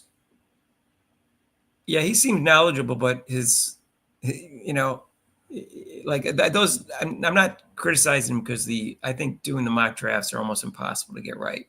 But he was way off on the mock draft after the first 5. That's why I didn't do one, because I knew mine would be way off too. Probably even more so.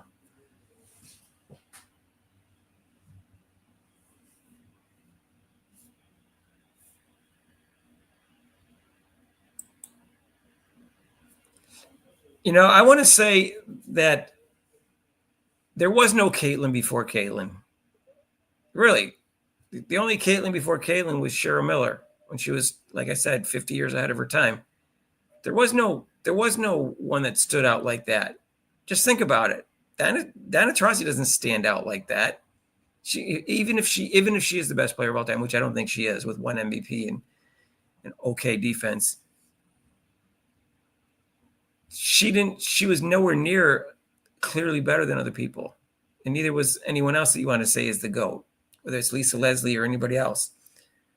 But Caitlin Clark will be that, in my opinion. It's just my guess. I don't think there was no other really exciting player before Caitlin Clark. Again, the closest was Cheryl Miller, and that was 82, 83. So I don't think there was a Caitlin before Caitlin. Caitlin's an anomaly, and that's why she's the most exciting athlete since Michael Jordan, in my opinion. That's just me. So this Caitlin before Caitlin thing is silly because there was nobody like that.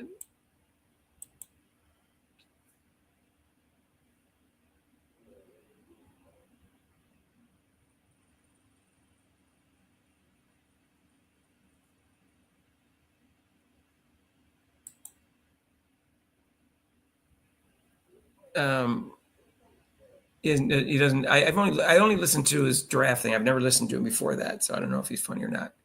I know Ben Daniel contest is Ben Daniels is funny, and Chicks Dig Scar podcast is funny. Kate and Adrian Ross has a sense of humor.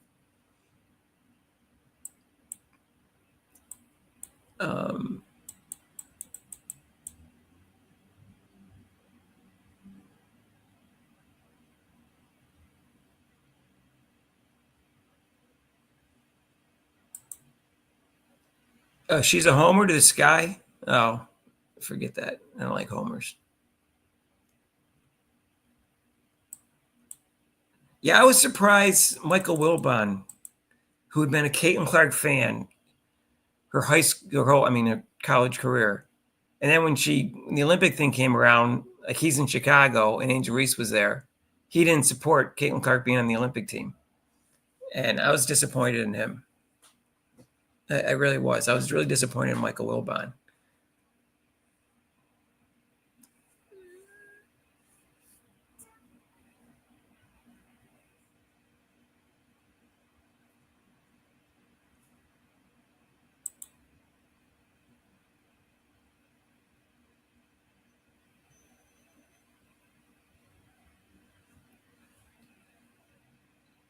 Who's B&W?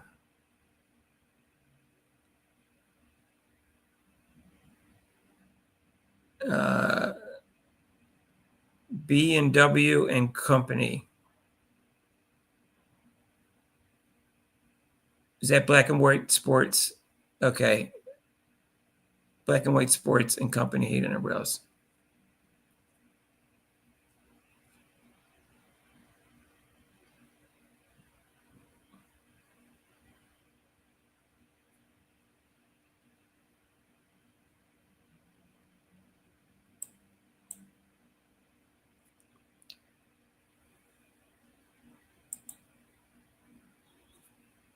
Yeah, I'm Lucy Olson. I'm glad that she got drafted.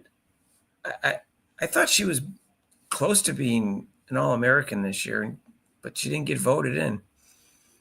And I think she's going to make it in the WNBA.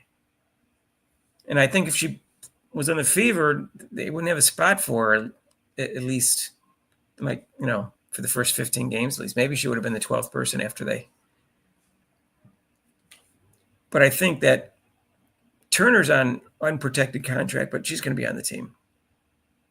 So there's really 10 people on the team right now. There's just no way Turner's not going to make the team with that kind of defensive history. And so the question is, Timpson, I guess that's her name, right? Timpson. She looks like she's a player that they're really looking forward to. So unless she blows the camp, she's your 11th player. And then the 12th player is just going to have to wait 15 games till they have, and then give them $46,000 at prorated. That's what's going to happen.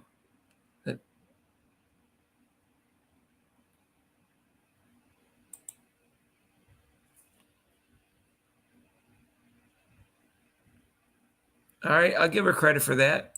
I wasn't making videos back then, but still no reason not. It's still not a good reason not want Caitlin Clark in the Olympic team or not think she deserves to be on the Olympic team.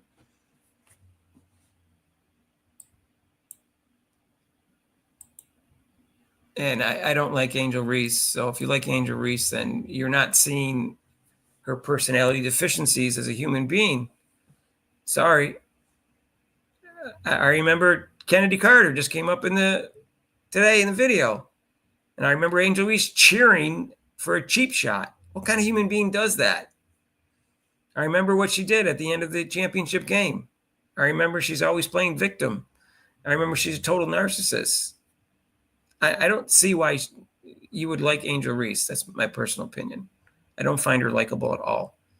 And she's such a narcissist. Someone wrote in a really nice comment today, like she's such a narcissist. She could be a sweet person if she wasn't such a narcissist, and it overrides the rest of her personality. But there was more to it than that too, I think. That's my personal opinion. And Asia Wilson, the same thing. There's nothing likable about that woman. Yeah, maybe if you're her niece or something like that, you'd like her, Aunt Asia, but that's about it. She's just not a good person.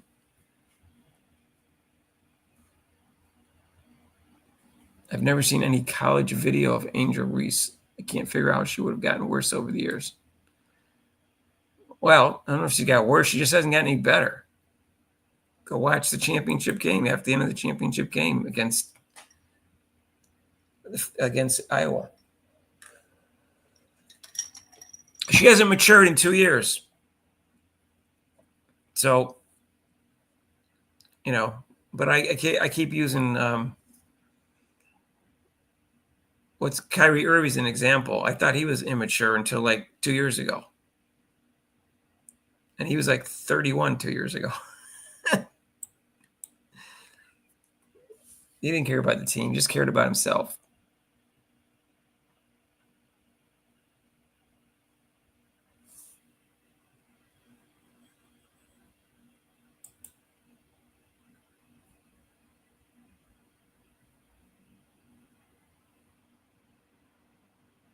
She did not understand why T. Weatherspoon was fired. Rob would have fired T. Weatherspoon the day after the Kennedy Carter incident. After she did not scold her players for that, for both what Kennedy Carter did, for Angel Reese jumping up and down, and then later she was smiling and laughing about it. And then after the game, she didn't say, this is not us. This is unacceptable behavior to do off the ball cheap shot. T. Witherspoon's been fired just for handling that incident. And then Marina Rabury got fired, and she was smiling on the sideline. And it looked like she approved that too. Like, Teresa Witherspoon is a goon and shouldn't be coaching. I don't know. You can't understand why she's not coaching or why she got fired. She's lucky she lasted the whole year. She was a disgrace as a coach. I'm glad Rob's not here. He'd be going even further with this than I did. But, my gosh, how can you not understand why she was fired? And then she totally, favored Angel Reese and forgot all about Camila Cardoza. Angel Reese going for a double-double. She'd bench Camila Cardoza. She wouldn't get any rebounds, so Angel Reese could get her rebounds and her points for no reason, even though she was shooting 10% higher and should have gotten the ball more. She'd go stick in somebody else, like Harrison, I guess. But Angel Reese got her 35 minutes in, and Camila Cardoza got like 20 sometimes. You can look it up. It's, you got a talent like Camila Cardoza. You need to develop her too.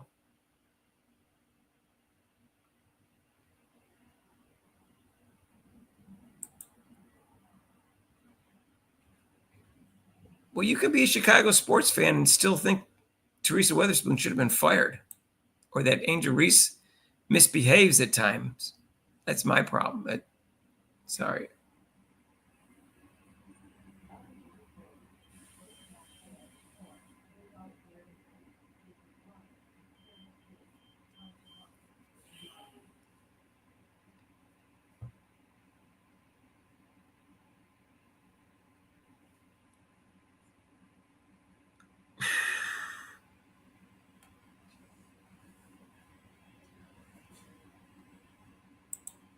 Very boss today about Carter's new video. Whose video? I don't understand. All right.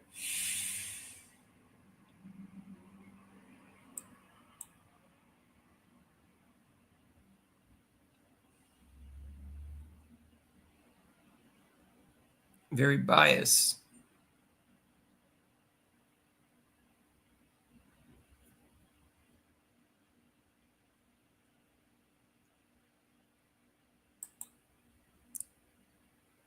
Well, that's because, she's not going to have a. Nowadays, the chance of a career injury are extremely thin. But you're right. I mean, women's basketball is not that exciting. Caitlin Clark's exciting. The NBA playoffs are more exciting than the WNBA by a large margin.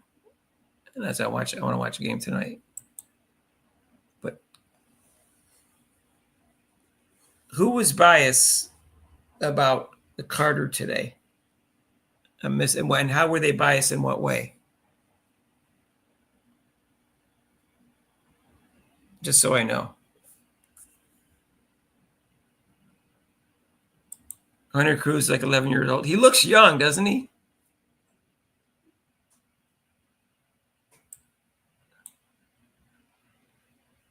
Not sure why he knows so much about women's basketball.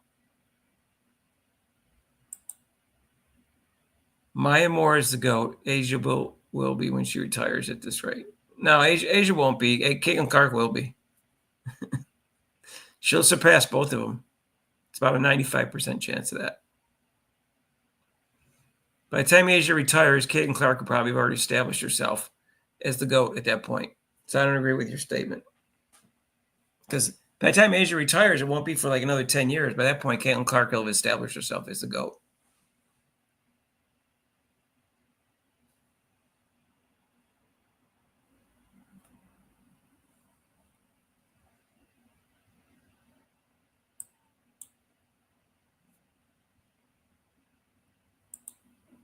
There was no Caitlin before Caitlin. Exactly. You got to give Paige some credit because she won Player of the Year as a freshman. Whether she deserved it or not is another story. I thought Caitlin Clark played just as well as she did her freshman year. She had a lot more turnovers, but she had a lot more points. Paige played better defense, was more efficient. But Caitlin, you could argue Caitlin Clark should have won. She didn't even make the. What was that? It was the. I get the two mixed up. Either Heisman or the Wooden and the Heisman Award that she didn't make the final 15. I think it was the Wooden Award. She didn't make the semifinal 15, even though she was probably the second best player in the country. And then Ryan Howard made first team All-American and was like third in the voting. Caitlin Clark got one vote out of 35. Second place was Dana Evans freshman year with 4 votes. Dana Evans over Caitlin Clark. That was bizarre.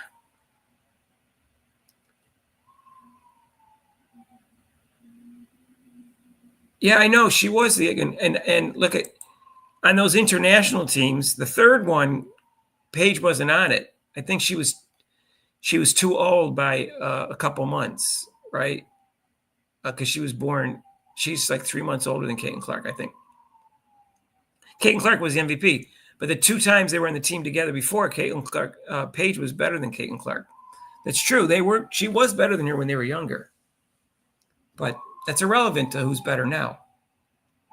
But she wasn't like Caitlin Clark exciting. Just because you see some highlight reels of a few fancy passes, it doesn't mean you're going to go watch her play like Caitlin Clark did. Dropping 40-foot bombs and super passes.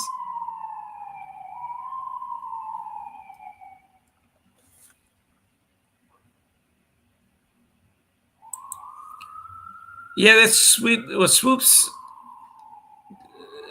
I really like Swoops watching her play when I was younger.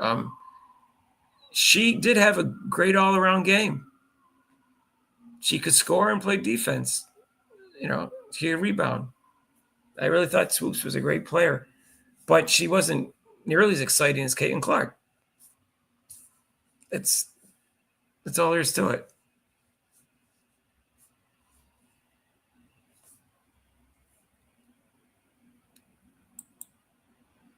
I think Paige will be a great player in the WNBA, just not as good as Caitlin Clark. That's all. I'm not sure she'll ever win an MVP, but she'll be first team All Pro in her prime. That's what I'll predict, that she'll get up to at least first team All Pro in her prime.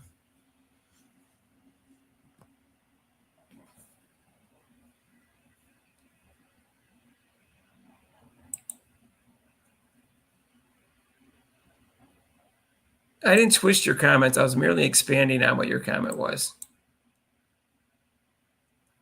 I know what you said. You're so defensive.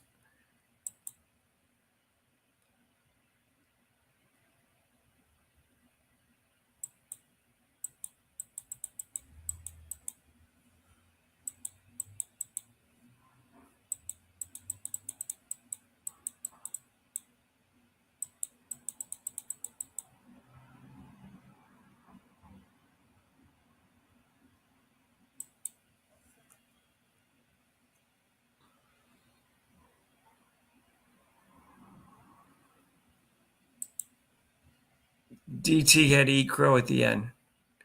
At least she said something. She did make a joke about it.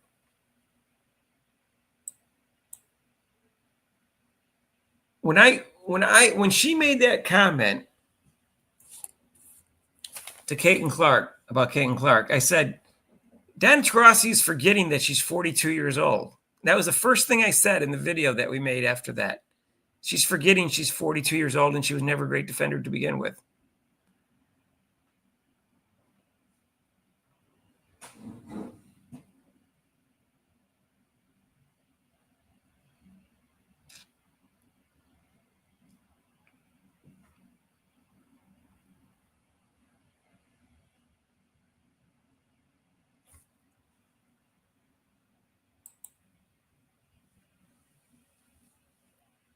Reese wants attention like Gino. You don't have to line up to watch her. It's basketball, not a popularity contest. Well, I don't find Reese an exciting basketball player, but so I find Paige more exciting to watch than Reese. Or I like Nafisa Kali or Asia Wilson, Brandon Stewart. I'd rather watch all of them than Reese.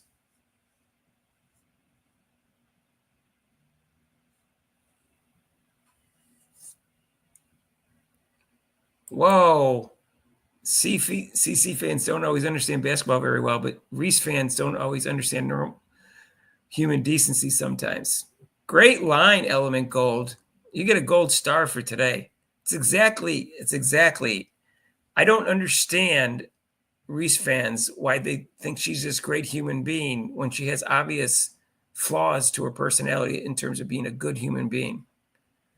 And, I think some of it's racial, but because she stuck it to the white woman in the finals and then, stalked her and gloated. They liked that because she was getting too much attention. And that's not a good reason to cheer behind somebody. Let's be honest about that.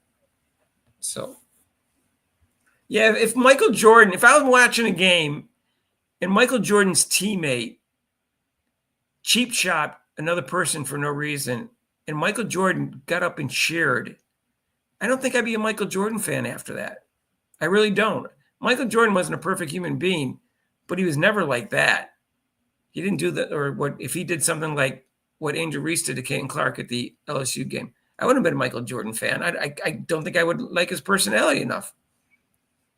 I would still watch him because he's so exciting, but I wouldn't have been a fan like I was. He was at least a decent human being, even if you didn't like certain parts of his personality.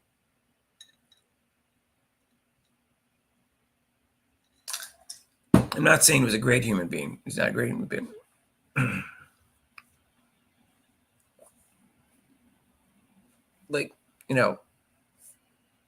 That's just me. It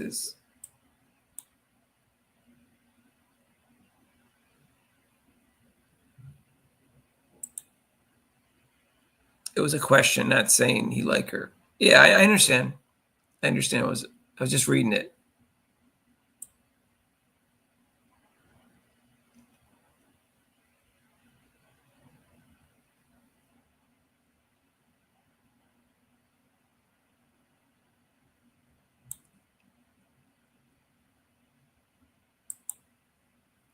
Yeah, it's funny that Al Duncan like criticized Twitter and she's very negative herself. I only have Twitter to go look at Ken Swift's column. I don't look at anybody else's column but Ken Swift's. He picks up everybody else's, so I was never on Twitter. I just had an account.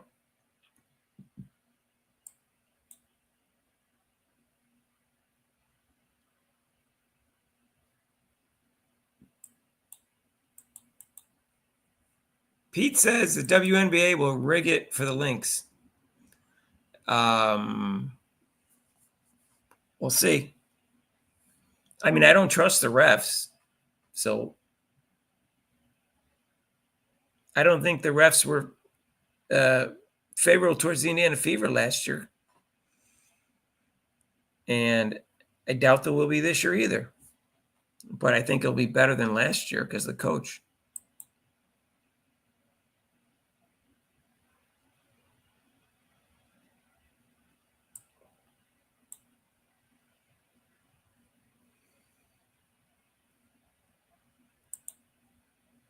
All right, that was funny. My name's Mark, though. I like Robin Lundberg. I think it's Lundberg, right? Not Lindbergh. Is it Lundberg? I think it's Lundberg. What is this? I think it's Lundberg. I hope I got it right. Yeah, it's Lundberg with a U.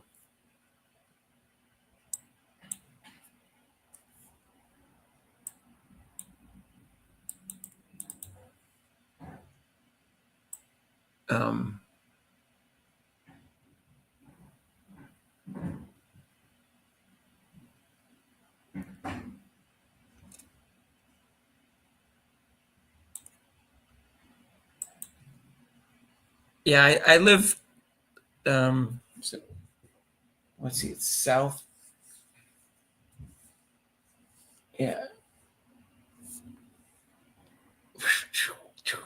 Two and just over 2 blocks away from the fire department. And then I live on Broad Street when there's 2 main roads that intersect, Broad and Market. And Broad is one of the 2 main roads that goes through Center City. So a lot of cops go down that road also. But it's usually the fire department. I don't know who's starting all the fires, but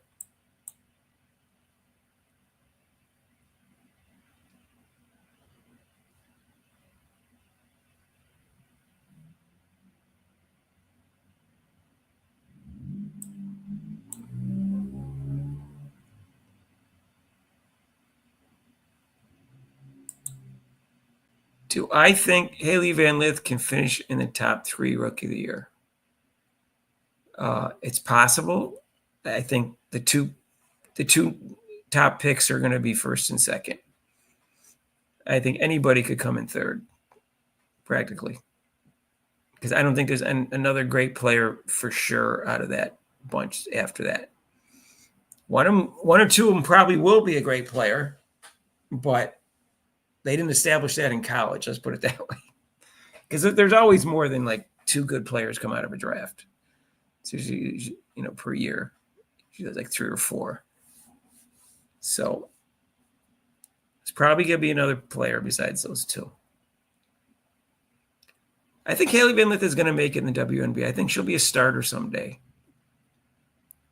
Let's put it that way. I don't know if she's going to start with Chicago or not. But some Chicago wrote an article about a big 3. It's a little early for a big 3 for Haley Van Lith. I can see Angel Reese and Camila Cardoza being a big 2 together at some point.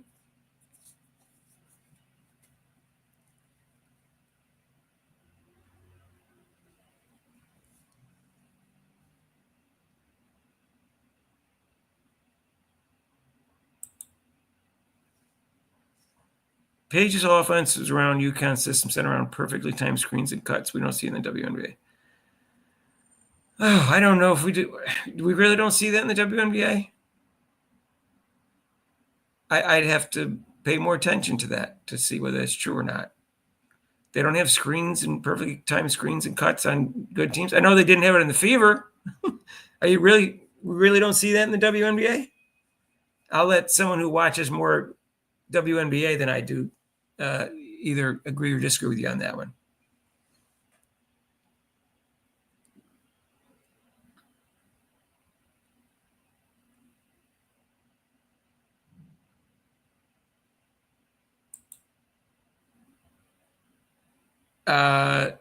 Don't tell Adrian. Kobe Bryant is overrated. Yes, I have him as the 9th greatest basketball player of all time. So the Kobe fans thinks he's like second. So, and some people, Kobe fans think he's first, which is insanity, which isn't even close to reality. I mean, Michael Jordan's in every stat possible except for 3-point shooting is better than him.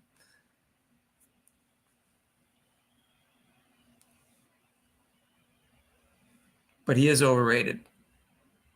But that doesn't mean I don't think he's a great player. And he played defense, so. But he went years where he didn't make his teammates better. Some years he did. Reese exciting? No. No, Reese isn't exciting. Occasionally she makes an exciting defensive play. She'll make a nice steal or something like that.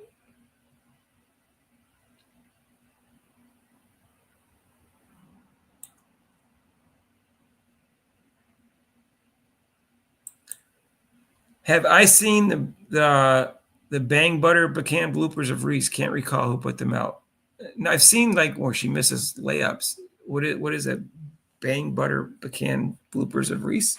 I don't know what that is. I'll have to look it up.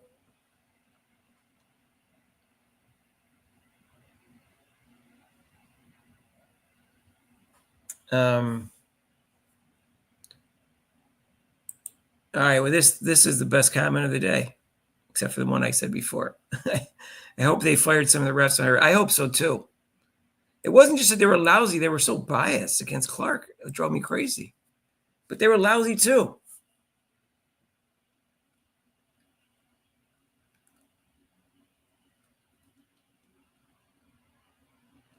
Oh yeah. So Swoops and that other woman lost her job too. What was that other woman? That other hater? She lost her job also. And that I'd have to look on, what was it?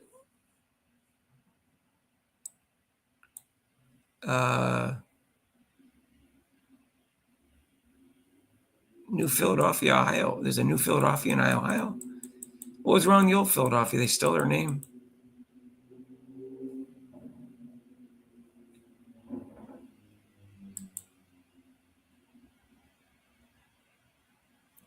Well, they weren't going to let Caitlin Clark get any success the first year. They couldn't stop him from making the playoffs, but they weren't going to get anything. Not only did Caitlin Clark get a bad whistle, the Fever got a bad whistle. So I'm thinking 33 to 35 wins. 30 wins would be a disappointment for me. They should have had 25 wins last year, and they play 44 more games. So for me, it'd be disappointed. Anything under, 30 would be disappointment for me. They should be able to win 3 games out of 4 with that team. Caitlin Clark's never had this much talent around her before. I think she's going to explode this year. Maybe I'm crazy, but. And this might be the best coach she's ever played for. Nothing against Lisa Bluter, but Lisa Bluter wasn't a defensive coach. I'm not saying she's a bad defensive coach. She just didn't stress defense on her team because that wasn't what they were about. But anyway, I got a flight tomorrow morning at 6:15. So I'm going to end this. And Thursday I'm on vacation, but I'll still try to do a show on Thursday. All right. So anybody want to donate to the channel? There's super chats and super thanks. I'll be there Thursday. Rich said he could make it. Rich Lattis said he'd be there on Thursday.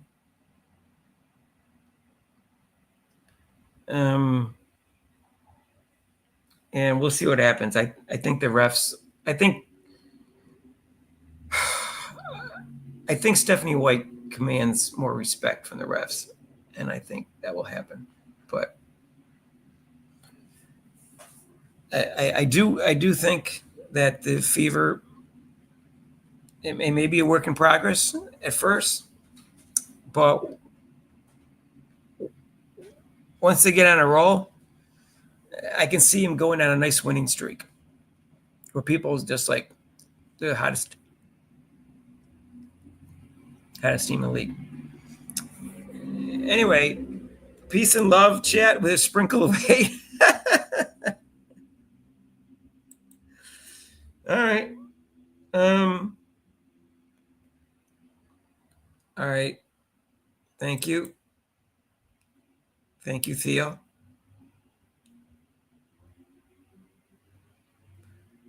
The Fever will rise, and thank you, Retro Hairstyles. The Fever will rise and fall with Caitlin Clark.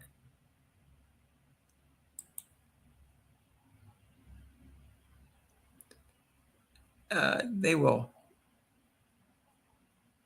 If you listen to Christy Sides, every time you hear an interview with her, you realize that she knows 10 times more about basketball than. I mean, if you listen to, I don't know what if I said, Stephanie White interview, you know that she knows 10 times more than Christy Sides ever will. So I hope it translates onto the court, which I believe it will. So see you guys Thursday at 5:30. All right. The vets will help make the transition better with the new team. That's true.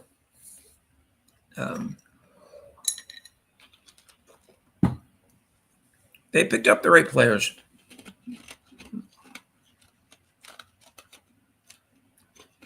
They will go on a winning streak at some point this year.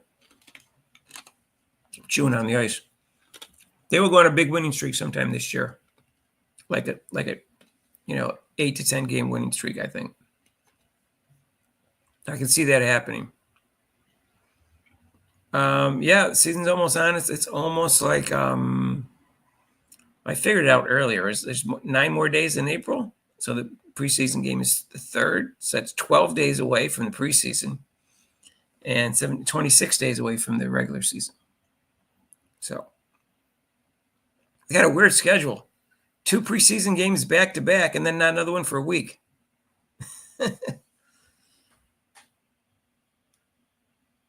How many games? 3 preseason games and 44 regular season games. But anyways, where am I going on vacation? I am going to the Dominican Republic in a beach community called Sosua. So I got to go. So we'll see you guys on Thursday.